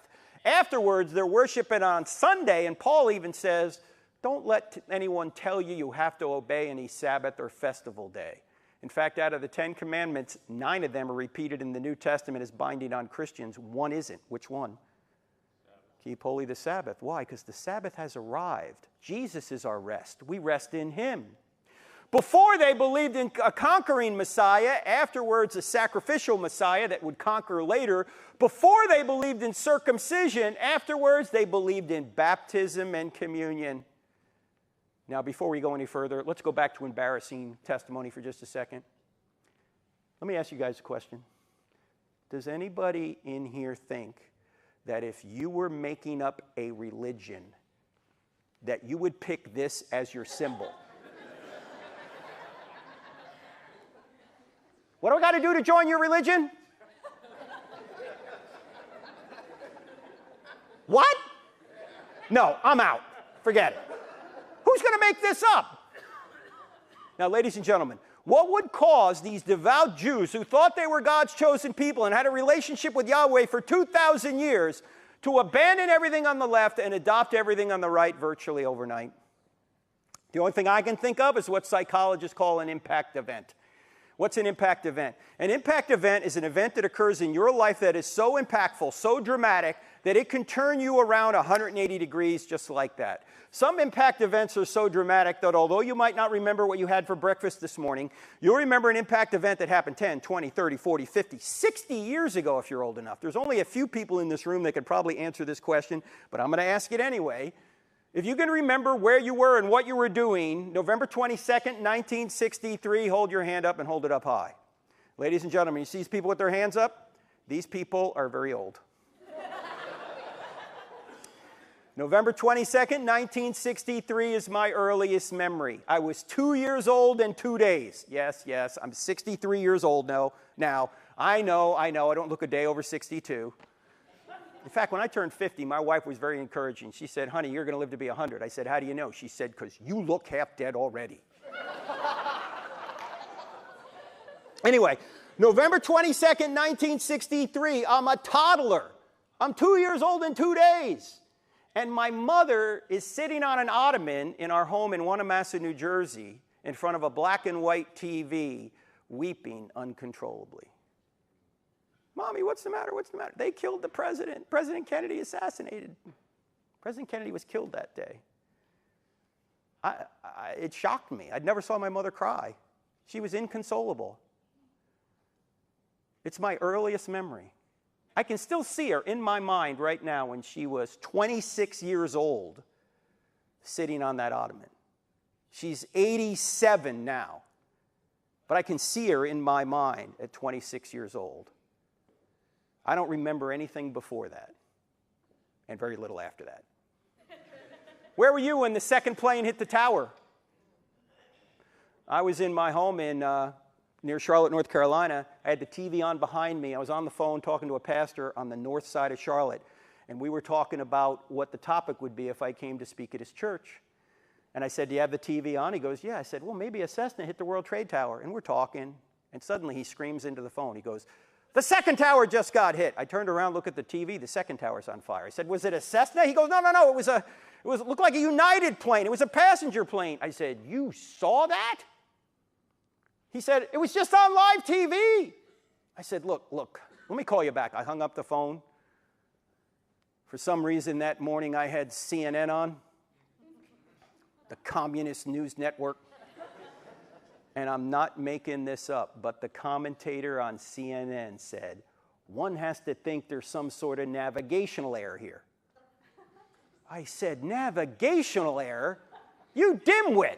This is the clearest day in the history of the Big Apple. What do you think, the pilots can't see where they're going? I mean, you think Stevie Wonder's flying these planes? I mean, come on. This is terrorism. I called that pastor the next day. I said, we're going to come to your church and talk about Islam because that's what this is related to. Now, 9/11 is over 23 years ago. But those who are old enough can know something about that day. But if I were to ask you where you were 23 days ago, most of you are going to go, I don't know. Let me look at my iPhone. What was I doing that day? Why can you remember something from 23 years ago but not 23 days ago? No impact event 23 days ago. Impact event 23 years ago. For those of you who are younger, anytime someone's assassinated or almost assassinated, where were you when Trump was shot? You remember when you first heard it. Impact event.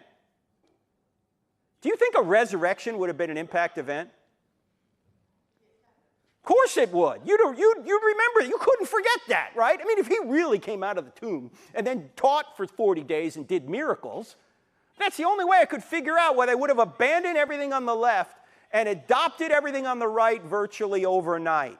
In fact, what did the New Testament writers have to gain by making up a new religion? What did they have to gain by saying, I've got this new religion where a guy raises from the dead after claiming to be God? What did they get for that? Well, they got kicked out of the synagogue, and then they got beaten, tortured, and killed. Last time I checked, that was not a list of perks, right? In fact, they had every motive to say the resurrection did not happen, not every motive to say it did. You know, I get the question a lot, and maybe you do if you're a Christian. Are there any non-Christian writers that talk about Jesus and the apostles? Yeah, there are. They're all in chapter 9 of I Don't Have Enough Faith to Be an Atheist. But you know what is often underneath that question? An illicit assumption. Here's the illicit assumption. You really can't trust the New Testament writers because, you see, these people were biased. They were Christians. You can only trust the non-Christian writers to figure out what really happened. If you think about that for 5 seconds, you'll realize how stupid that is. What did these people have to gain by saying it was true? They had everything to lose by saying it was true. In fact, some of you may know my friend J. Warner Wallace, the cold case homicide detective who has been on Dateline more than any other homicide detective because he solves murders that are decades old, and he's a Christian. He wrote the book Cold Case Christianity, and he took his investigative skills to apply it to the greatest homicide of all time, the homicide of Jesus. The book is called Cold Case Christianity. Anyway, Jim says that whenever he finds a body that he knows has been murdered, he says, I don't have to track down 1,000 possible motivations for that guy being murdered. That guy was murdered for one or more of these 3 reasons. There was either a sex issue, a money issue, or a power issue. Sex, money, or power. Those are the things that can drive people to murder. In fact, those are the same 3 things that can drive any of us to sin. Why? Because sex, money, and power are good things. In fact, they're so good, we'll often take shortcuts to get them. So Jim is saying, if you're going to say the New Testament writers invented all this, you've got to find one or more of those 3 motivators. So let's see if they hold. Ladies and gentlemen, did the New Testament writers suddenly get real popular with the ladies for saying Jesus had resurrected from the dead? No, they didn't get sex. Did they get money? No, they weren't 21st century prosperity gospel preachers. Did they get power? No, they got the opposite of power. They got persecution. Paul had power when he was persecuting the church. As soon as he becomes a believer, he's the one persecuted. They didn't get sex. They didn't get money. They didn't get power. There's no motive to make this up. And then why would they go die for a known lie? You say, wait a minute, Frank, time out. If you're going to say that martyrdom proves Christianity, don't you have to say that martyrdom is evidence for Islam? No. Why? Because there's a lot of differences between the Muslim martyrs and the New Testament martyrs. But let me just give you one difference for our purposes here. The Muslim martyrs haven't witnessed anything that tells them that Islam is true. They just have faith. The New Testament martyrs, on the other hand, witnessed the resurrected Jesus. They saw Jesus. They touched Jesus. They ate with Jesus. They verified with their own senses that Jesus had risen from the dead. Yes, some people will die for a lie they think is the truth. Nobody will die for a lie they know is a lie. And the New Testament writers were in a position to know whether it was a lie or not, and they went to their deaths anyway. You can't get better evidence than that unless you were there yourself.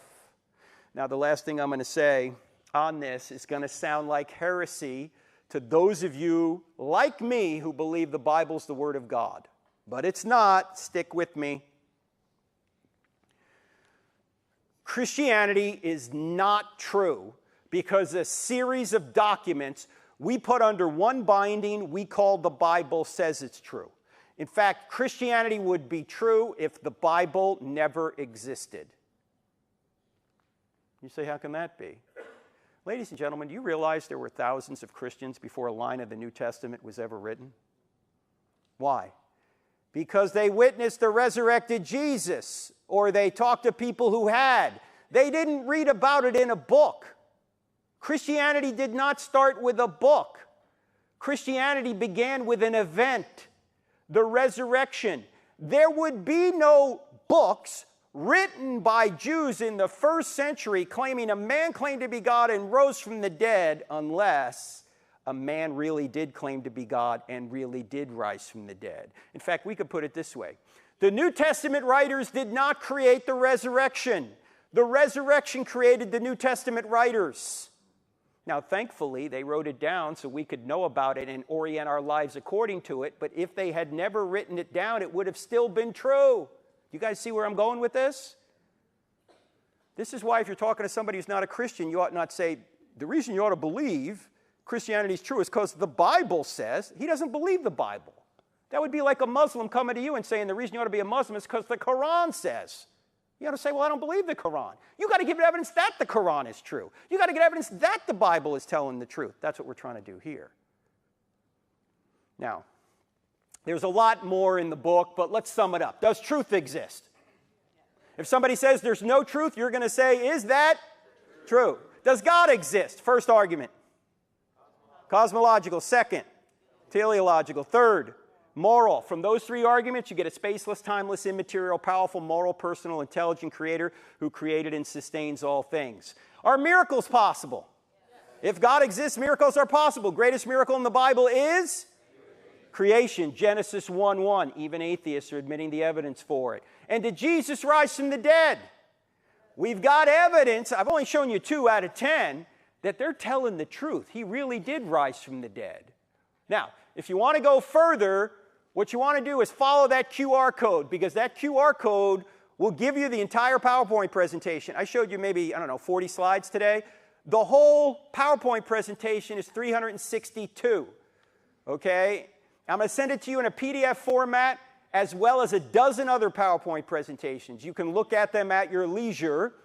And if that QR code doesn't work, just text this word evidence to 855-909-0582. 855-909-0582. Those watching out on X or on YouTube or wherever you are, you can do the same thing. 855-909-0582. We did bring a couple of books and DVD sets, and I want to point out all the proceeds from the sale of the books and the DVDs will go to feed needy children. Mine. Okay? Just so you know. All right? I got 3 sons, so I need some help. Actually, tomorrow, I'm going up to D.C. to see our new granddaughter. Yeah. Just born about 10 days ago. My wife's already there. Anyway, the book is what we've been talking about, but there's a DVD set that's like an entire course. In fact, we have an online course based on this. It's about 10 hours long, me presenting all of it in front of a live audience, a lot of Q&A in there. You can actually get workbooks on our website, teacher workbooks, student workbooks if you want to take people through it, or if you want to teach it yourself, we can set you up in an online course where you'll watch all the video that I've done, but then you're the instructor. So go to crossexamine.org, click on store, and or click on online courses, you'll see it there. Now, let's sum all this up. It's true, so what? So what if Christianity's true? Well, the best news of all, somebody actually did die for you. Now, when I was in the Navy, I was in naval aviation. It was fairly hard to earn wings, but there's nothing more difficult in the Navy to earn than a golden trident. That's what the SEALs earn. Very few people that start SEAL training make it through. 5% maybe. Those that do become SEALs wear that trident with pride. It is their identity. When Michael Mansour was buried in Rosecrans Cemetery in San Diego, California, just about every Navy SEAL on the West Coast showed up for his funeral. And when they passed his casket, they took off their tridents and they pressed them into his casket. They took their identity and put their identity in the one that sacrificed for them, the one that died for them. That's what we're supposed to do. But no, our culture says, oh, no, put your identity in your political party or your ethnic group or your sexual preference or your bank account or your vocation. Ladies and gentlemen, you realize how fragile those identities are? I mean, suppose you put your identity in your sexual preference. What happens when you can no longer sexually perform or you're no longer sexually preferred? You no longer have an identity? If you put your identity in another person, what happens when that other person either dies or leaves you? You no longer have an identity? If you put your identity in your job, what happens when you lose your job? You no longer have an identity? No, you were meant to put your identity in your Savior. The one that not only died for you, but actually rose again. In fact, do you realize that Christianity is the only worldview where you don't achieve your identity, you receive your identity? If you've got to achieve it, man, all the pressure's on you, and there's always somebody else that can do it better. But in Christianity, you don't achieve anything. He's already achieved it for you. You simply receive it. And then you have an eternal identity. You've become an heir to the throne because you've accepted the free gift that Christ has provided. He takes your punishment and puts it on himself. In fact, why don't we look at it this way? Everything or everyone you love you will die. Everything you build will crumble. Everything you say will be forgotten. Everything you do will come to nothing. You and your identity will die and vanish unless the resurrection's true. Seems to be true. So why wouldn't you accept it? You know, if you don't want to, you don't have to. God's not going to force you into heaven against your will. And if you don't want him now, you're not going to want him in eternity. We're only here a short time. All the great people that started this university have been dead for over 200 years. Where are they now? Where are you going to be 200 years from now? The creator of the universe came into this world to take your punishment upon himself, but he can't force it on you. It's up to you whether or not you're going to take it. All right. Let's go to questions, and before we go to questions, why don't we have Trevor? Trevor, come on up and tell people about the apologetics group and club and where they can meet. And, actually, I'll go over there. Yeah.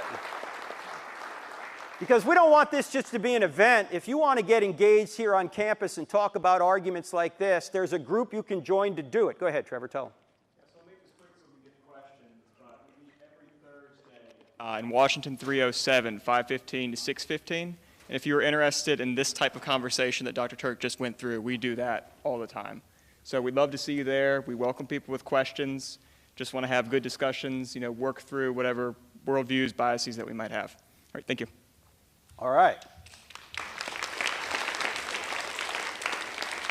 All right, no one likes to ask the first question, so we're moving right on to the second question. And you got to come over to the microphone, and it looks like Danny's going to start us off. Maybe not. You beat him. You beat Danny over there. Hey, what's your name? Hey, my name is Micah. Quick question for Trevor here. Yeah. I keep getting the Mormon ads on my Instagram from William and Mary. So you're in the Apologetics Club. Do you guys talk to the Mormons on campus? Yes. Yes, we do. Okay, I'll talk to you after, okay? All right, well, they can come to the group too, right? Anyone right. can come to the group, right? What did you say your name was? My name's Micah. Micah, go ahead. You're a Here's prophet. a question for you, Frank. So if you know the Bible well, you know that the Trinity can be displayed in the Old Testament. Here's my question. You know, the Old Testament Jews, what did they think about the Trinity? We don't know what they thought about the Trinity because they don't tell us. But there are places where you see two Yahwehs at once, like Judges 6. There are two Yahwehs going on. You have the angel of the Lord and you have Yahweh talking at the same time. You have Yahweh appearing to Joshua, and I think it's Joshua chapter 5, as they're about to take over Jericho. There are a couple other places, too, where you seem to have two Yahwehs going on. And, of course, some Christians will say that in the very first chapter of Genesis, we will make men in our image. Is that a reference to the Trinity? Some say yes. Others say no, it's a reference to the divine council. It's a whole other question. But there are elements of the Old Testament that point toward the Trinity. And so you can go back and look at it. It's much clearer when you get to the New. And I think the New Testament, in many respects, is the box top to the jigsaw puzzle of the Old Testament. In other words, once you get the box top to a jigsaw puzzle, you can see how all the pieces of the Old Testament fit together. Without the box top, you don't know that. In fact, Paul even says this when it comes to prophecy. In 1 Corinthians chapter 2, he said, these things were hidden about the prophecies of Jesus, the Messiah, because if the dark forces of this world had known, they never would have killed the Lord of glory. They knew Jesus was the Messiah, but they didn't know what the plan was. And so they thought by killing Jesus, they were snuffing him out and defeating the Messiah. In reality, by killing him, they actually accomplished what the Messiah came to do. So when you look back at the Old Testament, after the events of the New Testament, you go, oh, now I see how Isaiah 53, Isaiah 9, Isaiah 7, Micah 5:2, how Malachi 3 and Daniel 9, how all of these prophecies fit together now. I couldn't see it moving forward, but I can see it looking backward. And that was by design, so the evil forces wouldn't know what the real plan was. Does that make sense? Thank you, Frank. All right, thanks, Micah. I'm going to double dip, but you're going to like this, okay? Go ahead. You've been giving this talk for a while. What's the talk that you want to give that you're not giving right now? How to make love last forever. Thanks. That's a joke. All right, thanks. Or your best life now. No, actually, we have a lot of different presentations, but if I just get one chance with an audience, I want to show them the overview as to why Christianity is true. That's why I do this. But sometimes we come back to campus, we do Should You Follow Your Heart? Sometimes we do If God, Why Evil? Sometimes we do Why Science Needs God. So we've got a lot of different presentations. Danny, go ahead, sir. Hello, Frank. Computer science major here at William & Mary. So, if morality is objective, the trolley problem must have an objectively correct answer. Is flipping the switch the morally right thing to do? And if you don't know, how can you be sure that all the other tenets of the objective morality you espoused are also correct? When we say there's objective morality, we don't mean every moral issue is easy. There are some objective moral positions given a certain set of circumstances that we might not know what the right thing to do is. But that doesn't mean there isn't a right thing to do. Most of the moral issues we deal with on a day-to-day basis are easy. Very few are complicated. The complicated ones are the ones where we have two moral laws conflicting. And this happens a lot in wartime, by the way. You know, we don't want to kill civilians, but sometimes civilians are put at risk to take out the bad guys. So how do you make a moral calculation? This is what Harry Truman had to do, by the way, at the end of World War II. Should we invade Japan? Or should we use these two weapons we've developed to try and get Japan to surrender so we don't have to invade Japan? If we had to invade Japan, there would probably be a lot more dead, but he still dropped nuclear weapons on civilians in two cities. Hard, hard issue. Right, so you're saying there is an objectively correct answer to the trolley problem. There is always an objectively correct answer. It just might be hard to figure out what it is. Okay, and when you don't know, how can you be sure that the things you are supposedly sure about aren't just things that you're wrong? Because if clearly you don't know some, then you can be wrong but just about others. let's apply this to math. There are difficult problems in math and easy problems in math. Just because I can't do differential equations because I'm a doofus doesn't mean I don't know that 2 + 2 = 4. Right, but someone can do differential equations. Yeah. So are you saying there is a moral calculator out there who you can ask that question to and obtain an objectively Well, there correct might answer? be, but one of the problems, of course, is that the Bible or any revelation, suppose there's another revelation out there, there's no revelation that's exhaustive that can tell you what to do in every given situation, because every given situation has certain factors in it that are unique, perhaps, to that situation. And so you've got to figure out what's the best thing to do in that situation, and it might be hard to do that. Right, well, that's why it's written on our hearts, so we know what the right thing to do is. What's written on our hearts is we should do good and shun evil.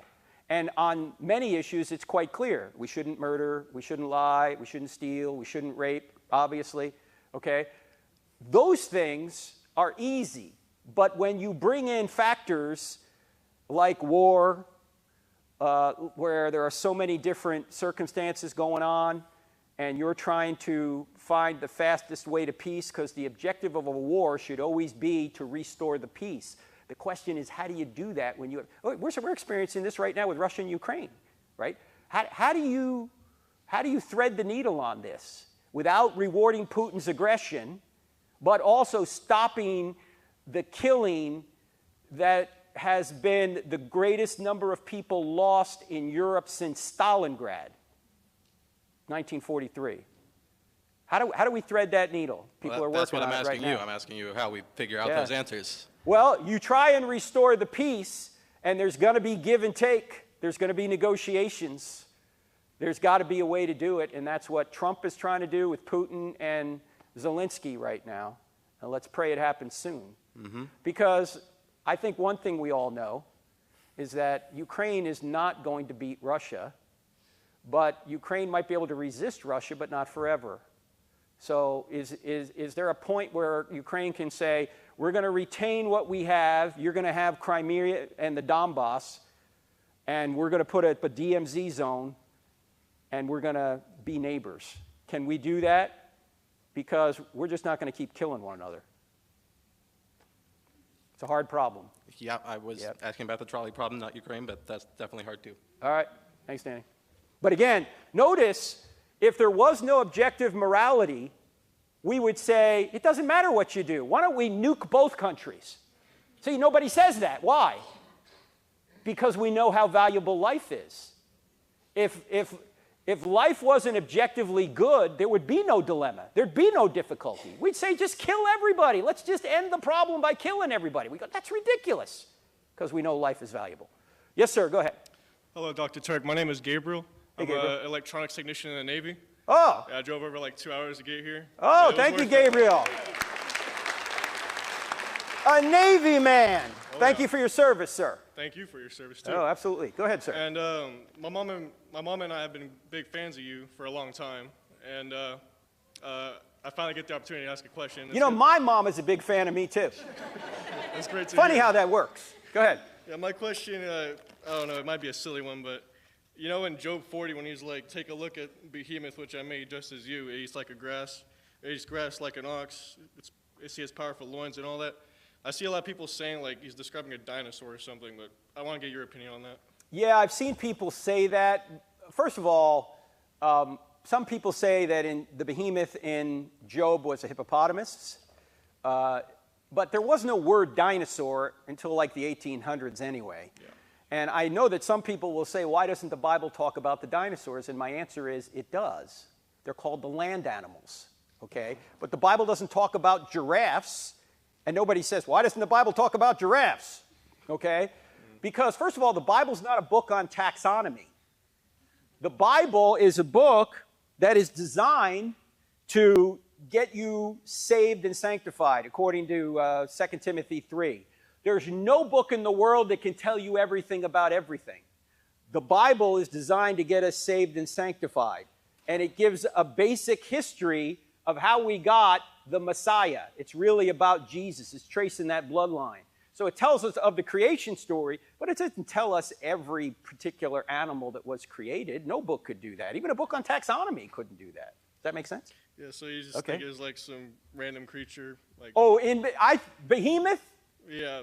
The scholars, look, I don't know Hebrew. The scholars I've read say that could have been hippopotamus, but I don't know if they're right about that. All right. Thank you, Dr. Turek. All right. Thank you for coming, Gabriel. Oh, the United States Navy, ladies and gentlemen.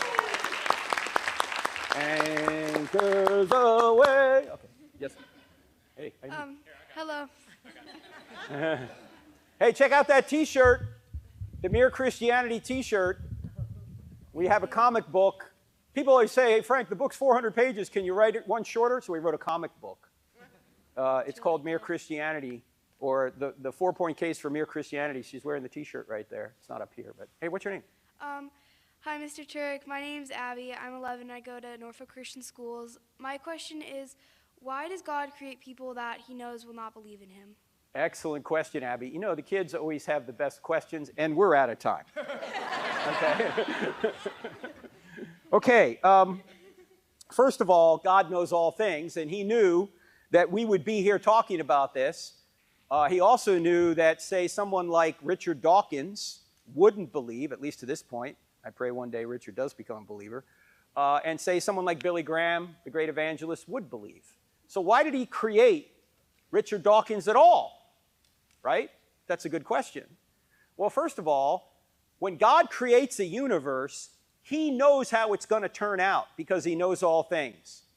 So he knew Richard Dawkins wouldn't believe and Billy Graham would. But they're freely choosing to believe or not to believe. You say, well, why doesn't God just create a universe where everyone believes? It's logically possible that God could create a universe where everybody believes, but it might not actually be achievable with free creatures. Why? Because here's one thing God can't do, Abby. He can't force free creatures to do what they want or to do what he wants, because then they wouldn't be free, would they? They'd just be robots. So I would ask, is God obligated not to create at all because some people freely choose to reject him? And my answer is, no, he can still create, because even the people that go to hell are getting justice. And justice, I know it's going to sound strange, but justice is a good thing. People on college campuses should know that, right? Look, there's only two things you're going to get in the afterlife. You're either going to get grace or you're going to get justice. I don't want justice. Do you want justice? God is infinite. If he's infinite and infinite in his justice, I'm toast. And so are you. That's why Jesus had to come. So people that don't want Jesus to take their punishment for them, they get justice. Those that do want Jesus to take their punishment for them get grace. And even people today who are not believers still get God's will done. How? Well, Richard Dawkins writes a book called The God Delusion. Christian picks it up, reads it, and goes, oh, I got to get an answer to that. He then gets an answer, and he gets closer to God by reading a book by an atheist. In fact, this happened not long ago. I have a friend of mine, Tim Stratton, and Tim's out in Nebraska. He's a Christian apologist too, and he gave my book 10 years ago to a friend of his. I don't have enough faith to be an atheist. And the guy's like, I'm not reading that. That's written by a Christian. As if a non-Christian would write the evidence for Christianity. So Tim just saw this guy just recently, and he was a Christian. And he goes, what happened? How'd you become a Christian? The guy said, I've been watching Jordan Peterson. Jordan Peterson? Jordan Peterson isn't a Christian, or if he is, he's just become one, right? What? Why? How does that make you a Christian? Well, he thought Jordan Peterson was kind of an honest broker, like somebody who's just trying to find the truth. And after watching Jordan Peterson long enough, and some of his Bible teachings, I became a Christian. God maybe doesn't want Jordan Peterson to become a Christian right now, because he's bringing people into the kingdom by not being a Christian. Now, hopefully, at some point, Jordan will. Maybe he is already. Maybe he's right there. But the point here is that God can get his will done even by people who don't believe in him. And God can get his will done even by people that do believe in him, because even God can draw a straight line with a crooked stick, and we're all crooked sticks. Does that make sense? Thank you. All right, thank you. Thanks for the question, Abby. Great T-shirt, by the way. Yes, sir. What's your name? My name's Turek. Thank you for the talk. Yes, sir. Also, just want to say thanks to the apostles at Mason, because I'm from George Mason. I drove down here. Joshua. Joshua's from George Mason. That's right. Thanks for coming down. Yeah, of course. And, it's interesting because I'm Muslim, and I also kind of read the books of different religions, and I kind of, believe in them simultaneously, and it's like, how could you possibly do that? Well, I kind of see it like, for example, the concept of being a saint, like in Catholicism, is the ultimate expression of the person's image of God, to use a little bit of creative license. And that ultimate place, there's a quote by Nietzsche. He said about Jesus, because people think of Nietzsche as anti-Jesus, but some of the stuff he said was good. He said, only the strongest man could love everyone. So in order to get to this place where you're actually looking out, and Jesus said, to be first, you must be the slave of all. Like, you must be looking out for everyone. So it's this ultimate place of, inner strength to become a saint, where you're this ultimate expression of a person's character. And I think that exists in all cultures. It's possible to reach that in all cultures. I think Hindus have been selfless without knowing about Jesus. But by the way, I don't think that, people shouldn't know about the Gospels. I really like the Gospels. But I just think that ultimate expression of emotion exists, in all cultures, because it's a fundamentally human thing. Well, that's because we're all human, but do you think the purpose of God is to become, the purpose of life is to become a saint? Actually, yeah, I do. Why do you think that? It kind of gets to the argument you were mentioning about like the shadows and the light, and the C.S. Lewis quote, like, I know Christianity is real because just like how I see everything by the light of the sun. So only God is good when Jesus says that. Right. And so there must be like a movement to be one with that. Maybe I got a little lost, but. Well, but if God is infinitely just, is there anybody that doesn't deserve punishment? So, yeah, it's an interesting concept because, like, what's going through my head right now is in the Bhagavad Gita, there's this idea that, like, a person after, like, the whole point of reincarnation actually is to become a saint. And when you become a saint, you stop reincarnating. And it's sort of like, eventually they say in the Bhagavad Gita, the person attains the same qualities of God because they become so selfless, so pure that they no longer are that sinner. Their soul is purified. Right, but the question is reincarnation true? That's the question. Because you can think of some sort of system, but it might not correspond to reality. Yeah. So according to Jesus, there's none good but God, and none of us are good, and the only way that we're ever going to be forgiven is if God's justice is placed on a substitute, which is himself, so he can remain just as God and then justify you and I who are both sinners. Because if we have sinned, and all of us have, we deserve punishment. Doing good works after doing evil works doesn't negate the evil works you've done. You still need to be punished for the evil works that you've done. I do too. But I need somebody else to take them from me if I'm not going to be punished, and that's what Jesus has done for us. So it's interesting because there's a quote in Proverbs, and I saw like a Christian and a Jewish translation, and they take interesting angles. The Christian translation was, just as water reflects a man's face, so too does a man's heart reflect his life. The Jewish translation was just a little different. They said, same thing, like just as water reflects a man's face, so does the heart reflect a man. Like your heart is kind of who you are. If you have a very poisoned heart, or if you're very pure-hearted, that reflects who you are. And so, and I kind of tie it also to the Old Testament, like the sacrifices. I know there's a idea that it's just foreshadowing Jesus. I actually think whether you think it's foreshadowing Jesus or not, I think the main reason actually is like, when you look at the story of Cain and Abel, Cain brings forth the best of the best. Like he brings forth the firstborn, the first lamb or whatever it was of his flock, and then the fat of that lamb. So he's given the best animal and then the best meat for the animal, like the fat. Whereas Cain, he gives his sacrifice, but it's not really clear that it's the best. So one person got rewarded by God from kind of completely giving their whole self to God, whereas the other person didn't bring their whole self to God. And how I'm tying this into salvation is that, yeah, I think the point of like the sacrifices and of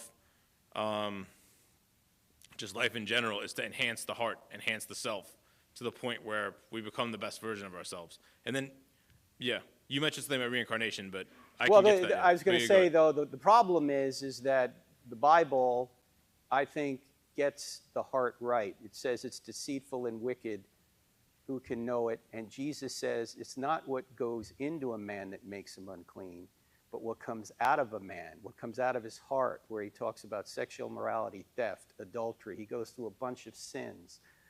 Our problem is the heart, and we can't purify our own hearts. Jesus has to take our sins upon himself. Otherwise, we're going to receive the wrath of God, because God is infinitely just. If that were true, that's what I'm arguing here, would you accept the sacrifice Jesus has provided? I'm not quite sure I understand. I remember you asked if Christianity was true, would I? Yeah, would you become a Christian? Yes. Okay. If I gave you a book, would you read it? Sure. Is there any more books out there? Yes. Did you say your name's Dar? Turek. How do you spell it? T-A-R-I-K. T-A-R-I-K. Close to Turek. Yeah, it is, dude. I know, that's what I thought too. All right. That's nuts. Let me give you a book. Thank Go out you, there man. and get a book, Appreciate and it. let's talk later. For sure. There's Thank a you. book right there. Emily has a thank you book. very Look at much. that. Thank you, Frank. Thank you, Tarek. Thanks for coming. God bless you. Yes, sir. What's your name? I am Joseph. Speaking of talking later. What's your name, sir? Joseph. I am Joseph. Joseph. Go ahead, Yes. sir. I don't know if you have time to talk later, but I know I've seen you in this type of situation. Someone would want to ask about predestination, and you would invariably say, We're not predestined to talk about that tonight. yeah. Do you have time to talk about that now, or could you talk about it later? Well, I will give you my view of predestination, free will. And my view is a lot of people think that those two are incompatible, and I don't think they are. Because I think when we say they are, we're confusing knowledge with causation. Just because God knows what we're going to do in advance doesn't mean he's causing us to do it. So before God elects to create the universe, he already knows how it's going to turn out. When he elects to create this universe, he knows Richard Dawkins is not going to believe and Billy Graham is. But he's not causing Billy Graham or Richard Dawkins to believe as they do. They are. He just knows it. And when we see words in the New Testament about predestination, I think in most cases what it means is the outcome is guaranteed. If you're in Christ, you're predestined to be glorified. It doesn't mean you don't have a choice. You had the choice, and once you got in Christ, as Ephesians 1 talks about, you're ultimately going to wind up glorified, as Romans 8 ultimately gets to. So just because God knows who's going to believe and who isn't doesn't mean he's causing people to believe and who doesn't believe. He is just recognizing that when he creates, Billy Graham's going to believe, Richard Dawkins doesn't, and Billy Graham's predestination, his guarantee is he's going to be glorified. All right. Can I tell you why I think that's wrong? Well, let me put it like this. I think that the predestination in Romans is different than the predestination in Ephesians. And the reason why I want to talk to you about it is I think the predestination in Romans is tied into the series you're doing, The Bible You Never Knew. Not only that, I understand that you're going to be going through an online course in Romans. So obviously you've already told us what you think, and you're going to go through it in Romans. I believe that the reason people are getting predestination wrong from Romans is because of what you said. God knows everything. What do you, because we got a line here, what do you think predestination means? In Romans, this is what I'm talking about. When he says predestined to be conformed to the image of his son, he's talking about the people that you're going through in your series, the Bible. Okay, the typology. So Isaac, Joseph, Moses, other types in the Old Testament. Okay. The things that happened to them to make them types of Christ did not happen by accident. They were predestined by God so that now we can look back at them and say, well, we can see Christ in those people. So to be conformed to the image of his son, it means we can see some aspect of the life of Christ in Joseph, in Jonah, in Moses, and in all those people. That's why those words are in the past tense. Called, past tense. Glorified, past tense. Justified, past tense. And I think that ties in with the Bible You Never Knew. That's what he's saying. New series we're doing, The Bible You Never Knew. It's on select Monday nights. So this Monday night it'll be on 7:30 p.m. Eastern Time from Charlotte. We'll be recording that, so if you want to watch it, you can. It could be. I haven't investigated that, but what do you believe in the Calvinism, Molinism debate then? I don't get into it. All right. You're predestined not to. I got it. Yeah. All right. Can I give you something that for you to consider? Yeah, sure. But let me do it later because I got people behind you. Thank you, All right. Joseph. Thanks. Hey. Yes. Hey, what's your name? My name is Matthew. Hey, Matthew, which means gift from God. Here he is, ladies and gentlemen. Gift from God, everybody. Right here, Matthew. Go ahead. I have to remind my parents that a lot. What's that? I have to remind my parents that a lot. That's right. You do, don't you? That's good. That's good. All right. So I had a question when you said that, you believe in the Big Bang. Does that mean that you are a evolutionary creationist? And if you are or if you're not, can you explain why? What do you mean by evolutionary creationist? As in, the world has been around for, billions of years and started with a cell that, No, the two things are die. unrelated. People can believe the earth is old, but God still created life. Right? Those two are two separate issues. Now, I'm absolutely certain the universe is at least 63 years old. I'm going to throw my mom in there. It's at least 87. All right? Now, Christians will argue over how old the universe is, okay? It's certainly a legitimate interpretation of Genesis to say, well, it seems like it's young. However, if you want to take a very literal view of Genesis, consider this. What does the first verse of Genesis say? In the beginning, God created the heavens and the earth. Okay, when did God create the heavens and the earth? Does it say when? Now, what does the next verse say? And the earth was formless and void. Okay, time out. First of all, there's no word in Hebrew for universe, so heavens and earth means the universe. We've gone from God created the heavens and the earth in verse 1 to now we're talking about the earth in verse 2. How long did that take? 6 days. Does it say? The days don't begin till verse 3. If you want to take a hyper-literal view of Genesis, the universe is already created before you get to day 1. How long did it take? We don't know. Also, I think we need to consider, and it's been said by scholars before, the Bible is not written to you. It's written for you. Who was Genesis written to? Who? Israelites. No, they weren't even in Israel yet. Who was it written to? This is the interactive portion of the program. It was written to Hebrews who had just left 400 years in Egypt. And they're walking through the desert. When they're walking through the desert, do you think they're asking the questions we're asking? Do you think they're walking through the desert going, I wonder how old this place is? That's not what they're asking. What they want to know is Yahweh the true God or the Egyptian gods the true gods? And if you look, and scholars have pointed this out, Genesis 1 appears to be a polemic, meaning a corrective on the Egyptian creation story. Because the Egyptian creation story has these gods that just exist somehow inside the universe who have to fight one another in order to bring order to chaos. Whereas Moses comes along and he says, no, Yahweh, he's outside the universe. Yahweh just speaks and he creates. He doesn't have to fight anybody.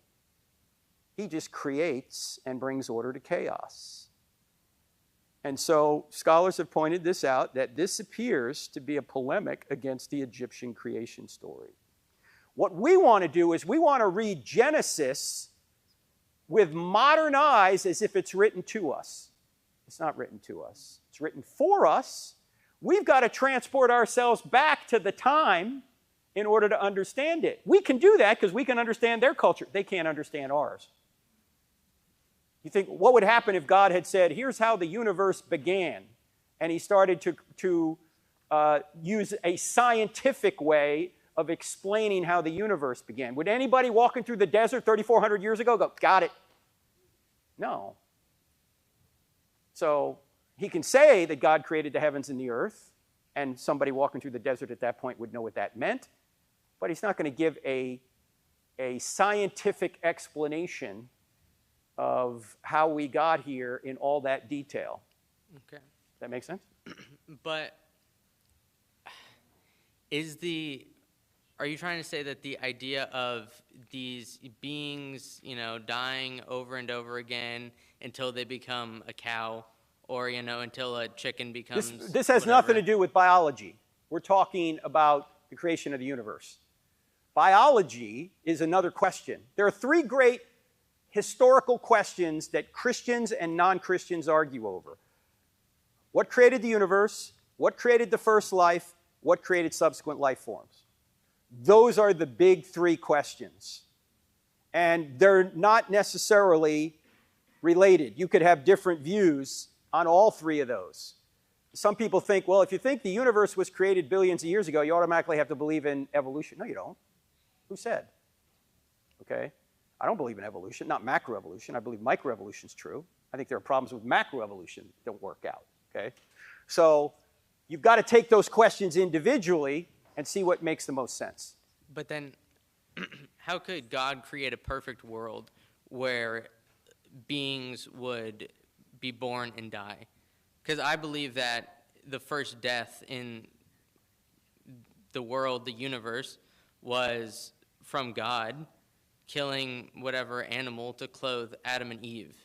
And so can you have a evolution story where these microorganisms or these small, lizards, great lizards, dinosaurs die to become, evolve to become a chicken? I don't think that's how we got here or how those animals got here. I think God created the basic kinds, just like it says, okay? But the idea that some will say you can't have death before the fall, I think you're misreading the Bible if you say that. Because Romans 5:12 doesn't say death came to all life through Adam's fall. It says death came to all men. There could have been death prior to Adam's fall because there was a fall before the fall too. What was the fall before the fall? Satan, right? So to say that you got to have Adam sin first before any animal can die, that's not what the Bible says. All right? Okay. All right. Thank you. Thank you. Yes, ma'am. What's your name? Hi, Dr. Terry. My name's Dana. Danielle? Dana. Sorry? Dana. Oh, Dana. I'm sorry. Dana, yeah. I don't have a monitor up here, so. Okay. Well, Well, I'm 63, so I can't hear. Mine, But go ahead, Dana. Short and sweet. I kind of got a little bit of my question answered already. So Okay. I am a believer in Jesus because he's changed my life. Yes. But my question is, I truly believe in the power of prayer. I think prayer changes things. Yes. So to I didn't want to go into the predestination thing, but this is a topic that we've been talking about in my church. So it makes sense what you said about God knowing but not causing. So if prayer can change things, does that still stand in with the causation and the knowing part? Because No, because God always knew you would pray or you wouldn't pray. God's never taken by surprise. I didn't know Dana would pray. Now I got to change things. Right? Well, I do believe that things are a domino effect from people's obedience. Like, I feel like my grandmother's obedience to Christ over and over and over in her life is why all her children and grandchildren are saved. I will always believe that. Maybe she prayed quite a bit, and that helped that along. But they still had free will. But God put certain factors or certain causes in their lives that may have directed them to make that free will choice, and they decided to do it. But God's not going to override free will. If God were to override free will, then we wouldn't be real moral creatures, and he would have robots. Right. And then everybody would be saved, but it wouldn't matter because we're just robots. But like for my children are 16, 19, and 21, right behind me. Is the outcome of their life going to be any different whether I pray or not? Of course it will. Yeah, it's going to be different. So God knows that, but he's not causing that. No, you're causing it. Okay. You're praying. Okay. You see, prayer gives us the dignity of causality for things that we can't physically do ourselves, right? Now, it's still up to God as to how your prayers, what the outcome of your prayers are. You know, you've heard it's either yes, no, or wait. Right. Okay? And God knows the end from the beginning. He takes all of prayers from people throughout history, and he works his will in a way that there's no way we can understand. We don't have the capacity to understand. Right. And it ultimately all comes out, as Paul talks about in Romans 8, all things work together for good to those that love God and are called according to his purpose. It doesn't say all things are good. Right. Evil can still, though, work for good long term through all of those. They're not so much dominoes, but I get your point. The ripple effect, right? There's a ripple effect. Every event that occurs in the world ripples forward to affect a whole bunch of other events. In fact, think about the ripple effect in your own life. For you to even exist, your parents had to meet, their parents had to meet, their parents had. Right. There's a whole big ripple just biologically, right? Right. And the same thing is true on things that we do. That's why even when evil happens and we can't see any good coming from it, that's because we can't see the future. We hardly know the present. We know very little about the past. Right. The ripple effect and all of those interacting forces can bring good together later. Just like the good was brought through the evil Joseph's brothers did to him, and when he took over Egypt and then fed them later, and he says, what you meant for evil, God meant for good, the saving of many lives now. Right. All the evil they did to Joseph actually rippled forward to help them later. Right. God could do that. God can work all that out. Okay. Thank you. Keep praying. Okay. All right. Thanks. All right, Dana's son. Go ahead. Hi, my name's Peter. Hey, Peter. I'm 21, and I've been dating my girlfriend for 5 years, and we want to have a family, but we struggle with the idea that we might have pregnancy complications, and something like abortion might be required. Why would abortion be required? Well, that's my question. If it's a fallopian tube pregnancy? Like if the decision was to, if we were in a scenario where the decision was to either save the baby's life or end my girlfriend's life, would saving the baby's life be the morally correct decision objectively? No, if it's going to kill her. Because you already know she's here. Yeah. Right? So in that case, the abortion is not intended to kill the baby. The abortion is intended to save the life of the mother. Right.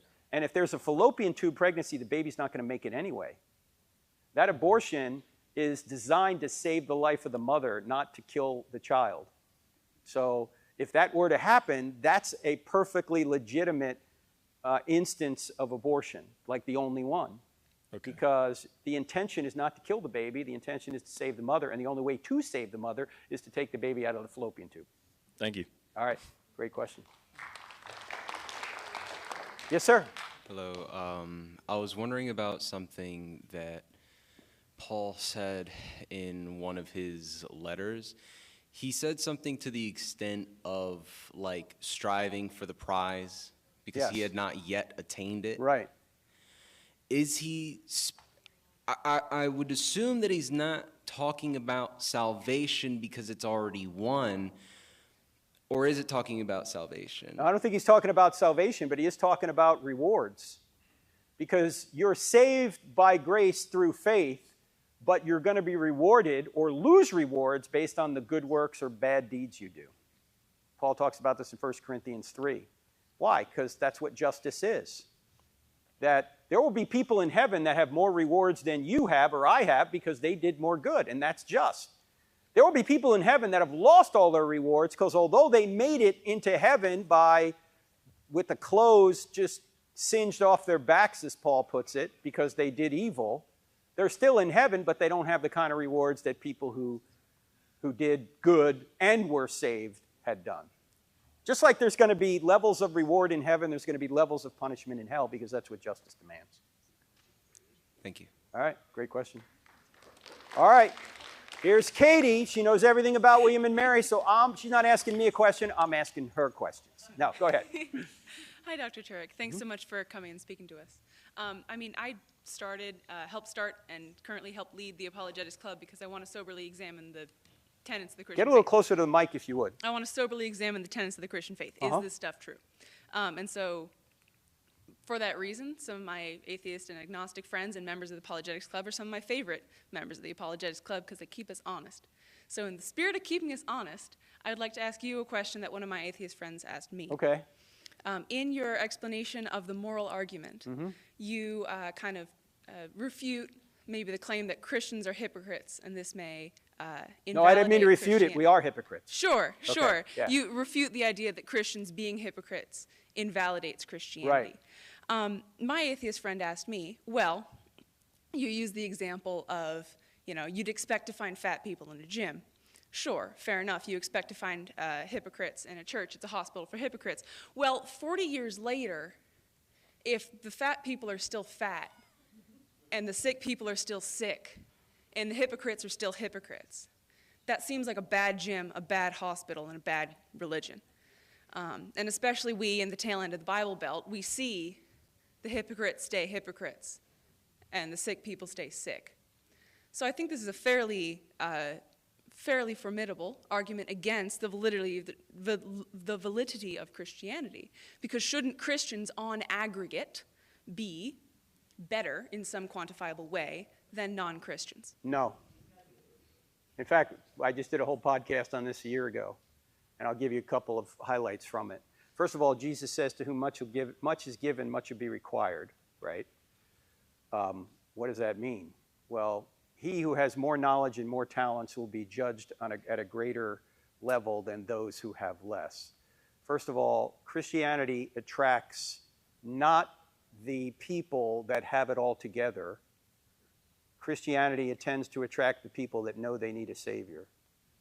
There are many people out here who are better morally than Christians because they've been given more and they have better gifts, a better constitution, as C.S. Lewis would put it. And so let's just say on a scale of 1 to 10, they're a 7. Some person who had an awful upbringing, maybe has a difficult constitution, as Lewis would put it, not the greatest personality traits, they know they need a Savior, they're a 3. Okay? 20 years later, they're a 5. The 7 is still a 7. Who's better? May I ask a follow-up question? Yeah. I'm not totally done with this, but Okay. go ahead. Okay. Some of Yeah. what I study is economics, Mhm. and a lot of how we test truth claims in economics is we look at aggregates, right? Individual, the plural of anecdote is not data. So we look at aggregates. Shouldn't we see some quantifiable aggregate that Christians writ large, you know, we're taking a randomized effect of the Christians, should we see some difference in aggregate Christians than aggregate non-Christians? Okay, well, how would we measure that? Well, you can measure in Christian areas, are crime rates lower? Are what? Majority Christian areas, are crime rates lower? Do you see less injustice, for example? Well, you'd have to isolate all the other factors, though, and that's difficult to do. You need multiple regression analysis to do that, and it's very hard to figure that out. Who knows why particular areas have lower crime rates than others? You'd have to really look at a lot of different factors to figure that out. Part of it could be better or worse justice systems, or better or worse enforcement, or more homogeneous populations. That could be part of it, right? There's many different ways of trying to figure that out. What I'm trying to say is that we don't compare two people that start at different places and say, this guy, he doubled his goodness, whatever that means, and this guy's always been here, so therefore Christianity's false. That doesn't make any sense, okay? We have improved. This person who was attracted to Christianity has improved, but still is not going to be perfected till he or she gets to heaven. And it might be part of the fault of the person too, because God says we need to renew our minds, and maybe we're not doing that. It's not all the Holy Spirit's fault that somebody hasn't progressed in their moral life. It could be the fault of the individual, but that person is still saved. So it's really hard to try and figure all this out. On the other hand, what you could do is get people who have been at the lowest of lows, and they've turned out to be saints. And there are plenty of people that have been transformed by Christ that way. You know, they had a testimony, and then they got saved, and wow, they went from total drug addict to now they're superstars, right? That happens, but for many people, it's just a moderate increase. And that's really up to God when that happens, right? But I wouldn't say that disproves Christianity. Christianity is not going to be disproved because we can't quite measure the improvement, the moral improvement of Christians or non-Christians. Christianity is either true or false if A, God exists, and 2, Jesus rose from the dead. That make sense? Thank you. All right, excellent. Thanks. Hi Yes, there. ma'am. Hey, what's your name? Anne-Marie. Anne-Marie, go ahead. Yes. Good to meet you. I just want to say I really appreciate your book. I first came across it, I guess, maybe 20 years ago. I was a new Christian. I got saved in my last semester of college and found myself in seminary shortly after and studied Christian apologetics, and that's where I saw y'all's book. So really appreciate it. Thank you. I was raised in a home Catholic/atheist, so my dad is still an atheist. He's almost 85. My grandfather was an atheist, and my dad is still an unbeliever. And so I have given him, back in the day, Case for Christ. I've given him your book. I've given him Cold Case for Christianity. They just sit there. And so I'm asking... Have you ever asked him the question, if Christianity were true, would you become a Christian? I don't... Call him immediately. Yeah. I'll call. I tried to get him here tonight. He wouldn't come. Blamed it on the weather. So, but, you know, we talk about it openly, and he'll ask questions. There's no way there can be a God. There's just no possible way. He'll say things like, if God is so great, why does he need people to worship him? He doesn't. I know, but he'll ask questions like that. We have lots of involved, conversations. All right. So if a practical question for you, if you were to, I'm just thinking videos at this point, like if there was like a debate video, one resource you were to show an atheist, maybe that I could easily access, what would it be? A debate video? I just wonder if seeing a debate between an atheist and a Christian, where the Christian wins, maybe, sometimes, they'll listen, he would be interested in that, intrigued. He likes why to watch don't TV. you show him William Lane Craig's debate with Christopher Hitchens? Okay. It's Easily online. Online on YouTube. You can find it. Okay. Look at that one. I did one with Michael Shermer. Okay. The second one that I did might be more directly related to whether Christianity is true. There's, one of the problems with debates, the biggest problem with a debate, you don't have enough time to really develop anything. It's really, you're just making assertions and interacting back and forth. But Craig is the best formal debater Christians have, and he always does a really good job, so you may want to concentrate on that. Oh, a real fun debate is the one Craig had with Peter Atkins. I was actually at that debate. That was April of 1998 in Atlanta. And William Buckley is the moderator. And Buckley's a riot. Yeah, okay. Buckley, who is a Catholic, didn't try and be neutral. When he introduced the two debaters, he said, representing the Christian position is Dr. William Lane Craig. And then when he went to Atkins, he goes, representing the devil is Dr. Peter Atkins. So... That's great. Yeah, my grandfather farmed all his life. My dad farmed all his life. They're farmers. You think somebody being close to the land like that, general revelation, you think that would it's just not there. Well, you need to ask him, if it were true, if Jesus really died and rose from the dead to prove he was God, would you follow him? Yeah. And then if he hesitates or says, no, it's not a head problem, it's a heart problem. Yeah, and it definitely is. I know we can't argue people in the kingdom, but... Well, we can provide them evidence. It can get it started, right? Yeah. Yeah. No, and just go to him, and you're his little girl. Say, hey, Dad, I think this is true. Have you really looked into it? Yeah. How many books has he read? He reads the newspaper front to back every day, and that's his first problem. Yeah. Yeah, what's the worldview of the newspaper? Yeah, he does all that, but he reads books too, yeah. Okay. So thank you so much. All right. Hey, you know what else might be good? Just a general book that's written well, of course, is Mere Christianity by C.S. Lewis. Yeah. All right. Thank you. All right. Hey, go ahead. So I, like Turek over there, I also, I'm not a Christian, but I do look into, other religions and stuff like that, and I was just wondering, why you believe in specifically Christianity and not any other religion. Hey, excellent question, because I know I had 4 questions up here earlier. Were you here the whole time? Okay, so out of those 4 questions, the 2 main ones are, does God exist and did Jesus really rise from the dead? Does the New Testament tell us the truth about the resurrection? And the reason I think that's true is because I think there's evidence for it. I think there's evidence that God exists, and I think there's good evidence that Jesus predicted and accomplished his own resurrection from the dead. And if he did, he claimed to be God. That means he is God because he did predict and accomplish his own resurrection from the dead.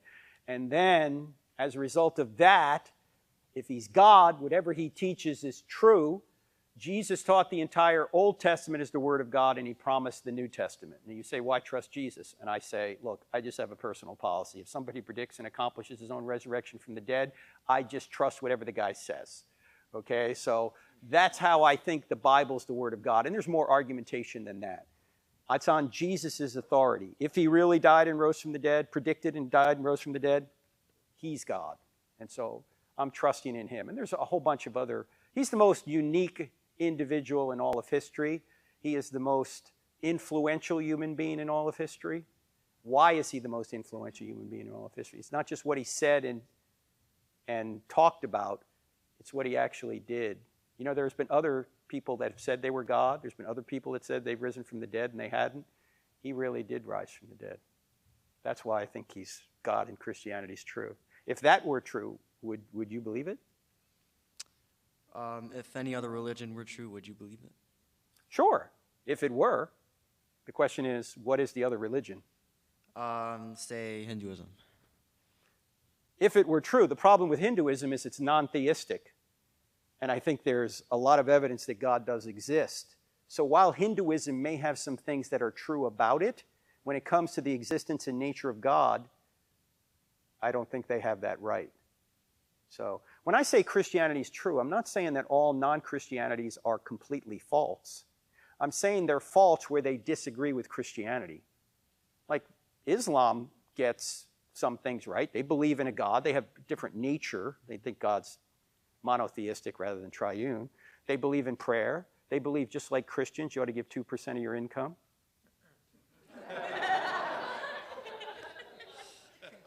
2.5% if you're a Muslim.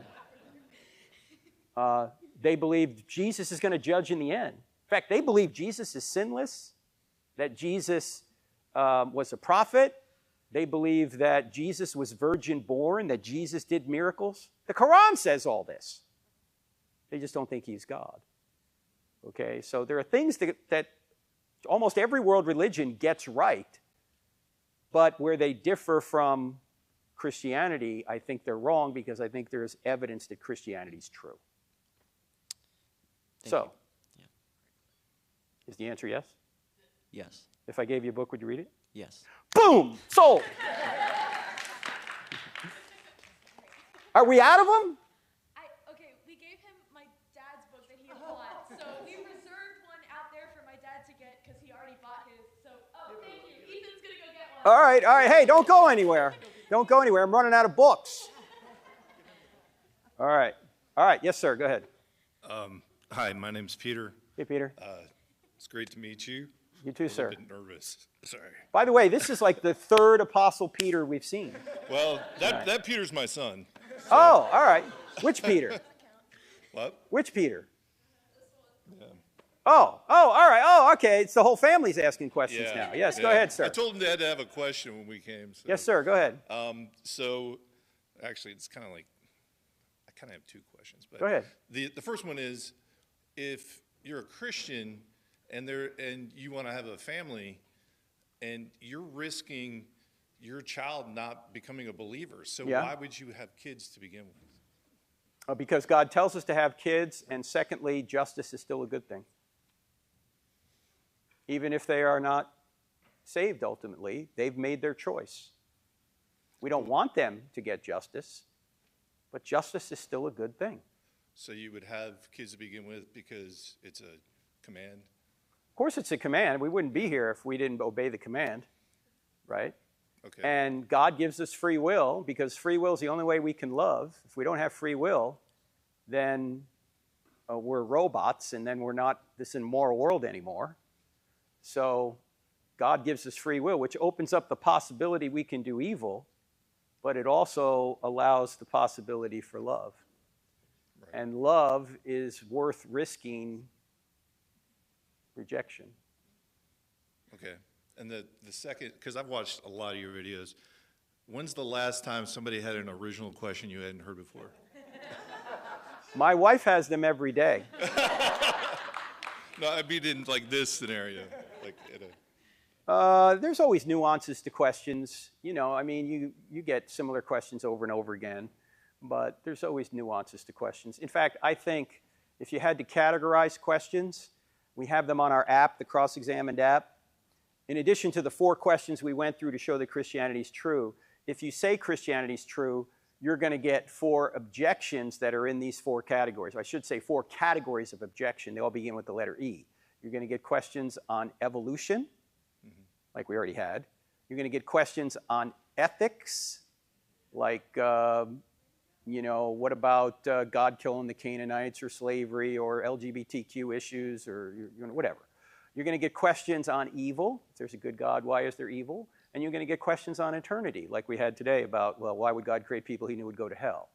Most of the questions that you're going to get are in one of those 4 categories, variations of those 4 questions.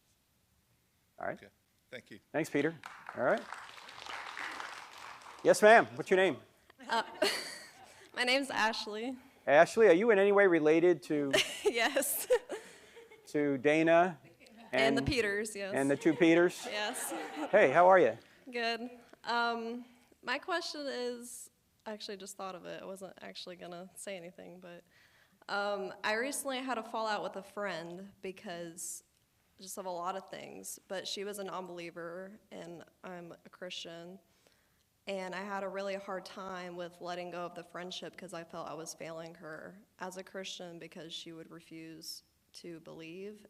But what was happening was that I was also getting hurt. But over like a 10-month span, I finally decided that to go separate ways. But what would you say to like what extent do you decide to just forgive someone and move on, even if they do not end up believing or well, when I feel like you're normally failing them? when I normally ask people if Christianity were true, would you become a Christian? And if they say no or they hesitate, I think there's at least 5 things you can do.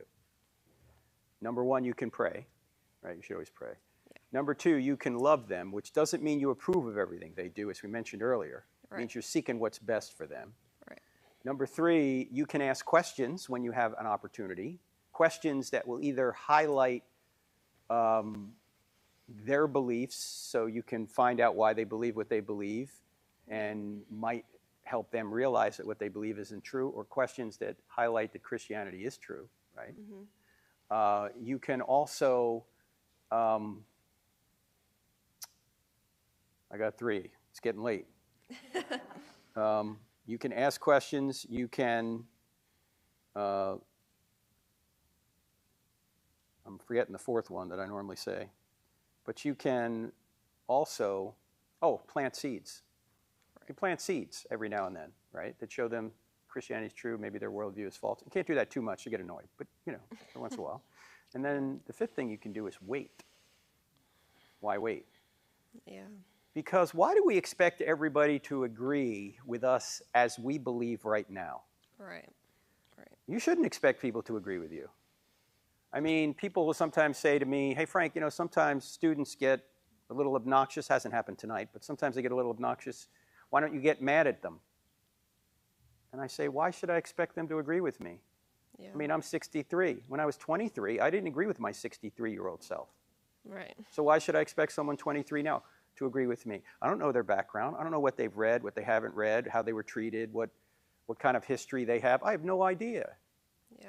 I'm sure most people who believe what they believe think that what they believe is true. So you don't believe it's wrong to walk away? No, I don't think it's wrong to walk away because you have limited time to interact with people and to use the example that Jesus told the disciples he sent out in that context. You know, kick the dust off your feet if people reject you. Right. It's up to you how long you want to go in the relationship. You could say to them, hey, if you ever need me, you can call me, but you're not going to continue to try and maintain a relationship when you have limited time and there are other people that maybe you could minister to. Right. Right? That makes sense. But if you do wait and that person does go through something, sometimes in order for them to become a Christian, they have to go through difficulty, because sometimes you only look up when you're on your back. Right. You know, they go through suffering. And they're open, your phone is going to ring and that person's going to be on the other end. They're not going to call their atheist friend when things go wrong. What's the atheist friend going to say? There's no rhyme or reason to any of this. This stuff just happens. Right. No, they're going to call you, a person of spiritual depth, When the student is ready, the student will summon the teacher. Right. But that's not now. It might be later. Right. Thank you. All right? Thank you. Yes, ma'am. Hi, my name is Emma. Hey, Emma. Hi. I have a question actually about the first fall, that if, you know, God is divine and he has created everything, is all-knowing, where does the evil part come from? Why did Satan have a fall? Where does that come from? Well, God didn't create it. I know some people say, you know, in Isaiah 45 it says, I create evil. No, that's a bad translation. It means I create judgment. I create calamity to judge. God didn't create evil, but he created the possibility for evil by giving us free will. Sure. He gave the angels free will. He gave us free will. Now, the Bible does not describe in any detail the fall of Satan. It mentions it, but it doesn't describe how it happened, what happened. Right. You have to read between the lines. You got to speculate a lot. That can be problematic. Yes. So that's why I'm asking. And a lot of questions that start with, why didn't God do X, are going to involve speculation, unless we have evidence somewhere in the scriptures for him telling us. So God gave us free will, and some obviously decided to use it for evil. And we all have decided to use it for evil. But some angelic beings apparently did as well. Yeah, I guess the question would be just, where does that come from? I understand the free will, the decision, you know, good versus What do you mean, evil. where does what come from? Where does the evil come from? Where is it originated from? Well, it's with a free choice. It could have been that Satan decided he wanted to be in charge, right? I don't mean to sound argumentative, but if where would he have the desire to become evil, to want that power, to want that godly power that would then lead to his fall? Well, you can't go on an infinite regress of causes. Okay. Ultimately, you got to start somewhere. Okay. And it could have just been, for whatever reason, it's not explained, Satan said, I want that, and the way I'm going to get it is to disobey God. Sure. Okay. Right? So kind of understanding that logic Yeah. can only get you but so yeah, far. you can't keep going on and saying, what caused that? What caused that? What caused that? Eventually, you're gonna arrive at a free will decision. Okay. Thank All you. right? Thanks. Oh, hey, one other thing I got to mention. There's a difference between cause and condition. Okay. Meaning that the cause of, say, a fire might be someone throwing a match, but the condition for a fire is you need fuel. Right? Yeah. Okay. So sometimes we confuse the two. What was the cause of Satan deciding to rebel?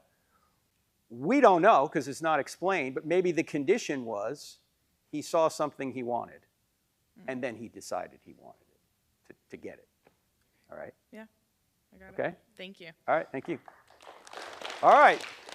Tariq, our final question. Good to see you again. Did Thanks you for read the book already? Are you a Christian? Yeah, I did. I did read the book. I got baptized also. All right, beautiful. This stuff works, I'm telling you. Very quick. I went the sink, but yeah. All right, all right. No, but yeah, it was interesting though, like the whole concept of like how you know things. So it's really popular, I guess, on the internet now. Like there's a guy named Wes Huff, and there's debates. Yeah, great young man. Wes Huff was on Joe Rogan. Wes is part of Apologetics Canada. By the way, if you go to Apologetics Canada website, or go to Wes Huff website and look under, I want to say infographics, there's some really great graphics that he's drawn about issues that you can see visually that are really well done. So check that out, Wes Huff. It might be weshuff.com. Just type Wesley Huff, you'll find him, and go to his website. Really good stuff. Go ahead. Yeah, I was gonna say but I never really think of it from the historical perspective. I always think of it more from like the depth of the wisdom you see in certain things. So like for example, Luke, there's a parable where Jesus says, I think to Peter, if someone owes you 50 coins, another person owes you 500, if you give them both, who loves you more? It's like the person who owes you 500. What's really interesting about Luke is that that can create like a thought knot of, shouldn't I go sin more to then be forgiven and get more love? But no. Stop, because Paul answers that in Romans chapter 6. I don't believe it. I was actually going to Okay, good. I just didn't want you to go down the wrong road. Go ahead. No. All right. But I was going to say, what's interesting about Luke is, let's say a person falls like this much from God. They're suffering that much. They need this much love to bring them back. Let's say a person falls this much from God.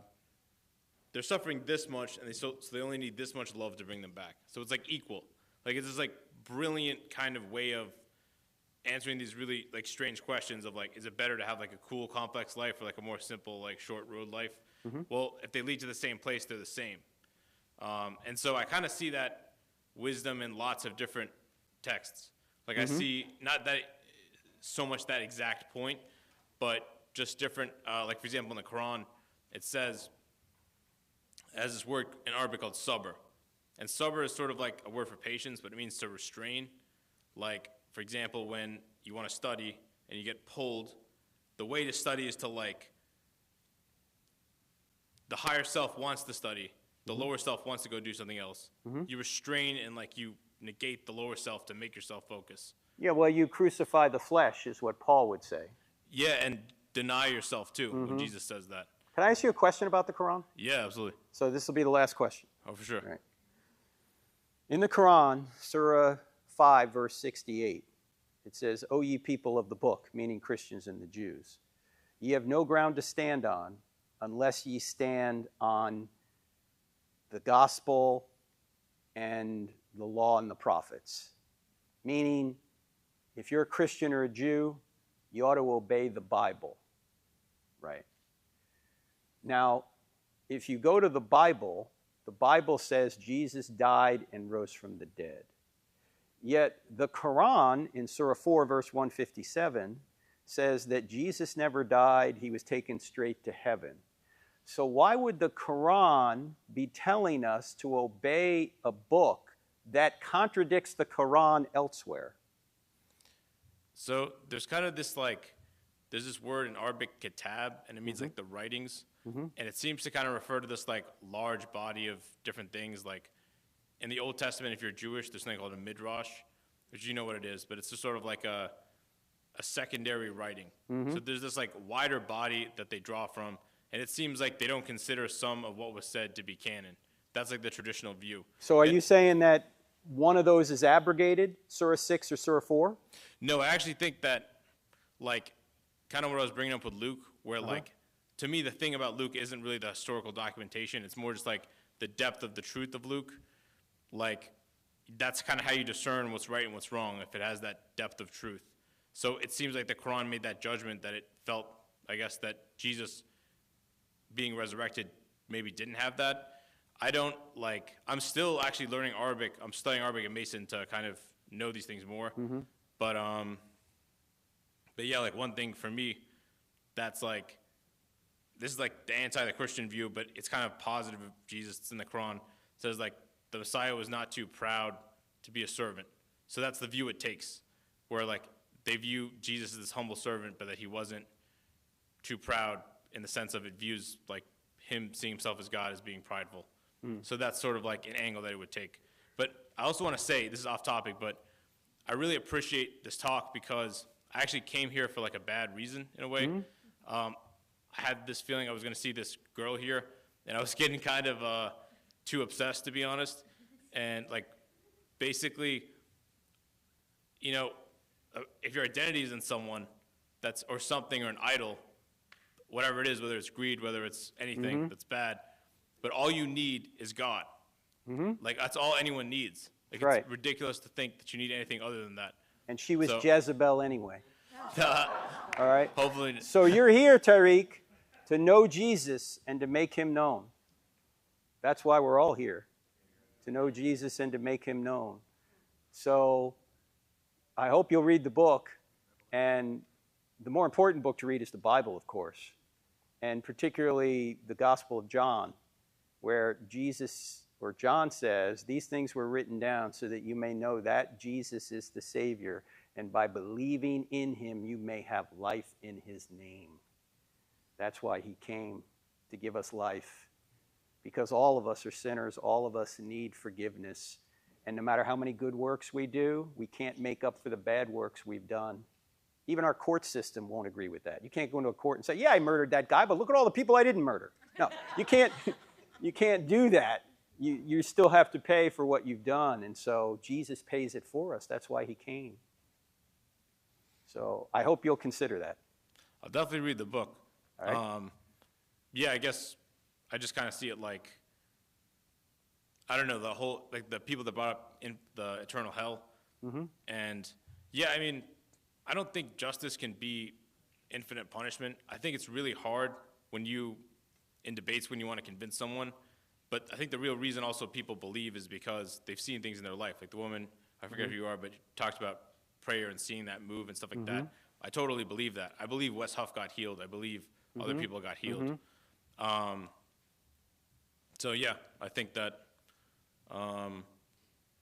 we see these things in our lives, but I don't know that like the exact interpretation of the text that like that hell is infinite is necessarily true. I think you can still see It's not infinite punishment. It's infinite justice, meaning that people are treated exactly how they ought to be treated based upon the severity of their sin. So just like there are different rewards in heaven, there are different punishments in hell, because God is infinitely just. And if he's infinitely just, we're all in trouble. The good thing is he's infinitely loving, and that's why he came into this world, added humanity to his deity, and allowed the creatures that rebelled against him to torture and kill him so he could take our punishment upon himself. That's unique among all world religions, and there happens to be really good evidence for it. So thank you for being here, brother. Thank you, Frank. I'll check the book out. All right, folks. Thanks so much. Tune in on Monday at 7:30. We're going to be going through the Bible You Never Knew, story stitched by the hand of God. We're going into Joseph and Moses. I've learned some amazing stuff getting ready for this. I hope you'll join us. And thanks for everybody here at William and Mary. Thanks for hanging out for 3 hours.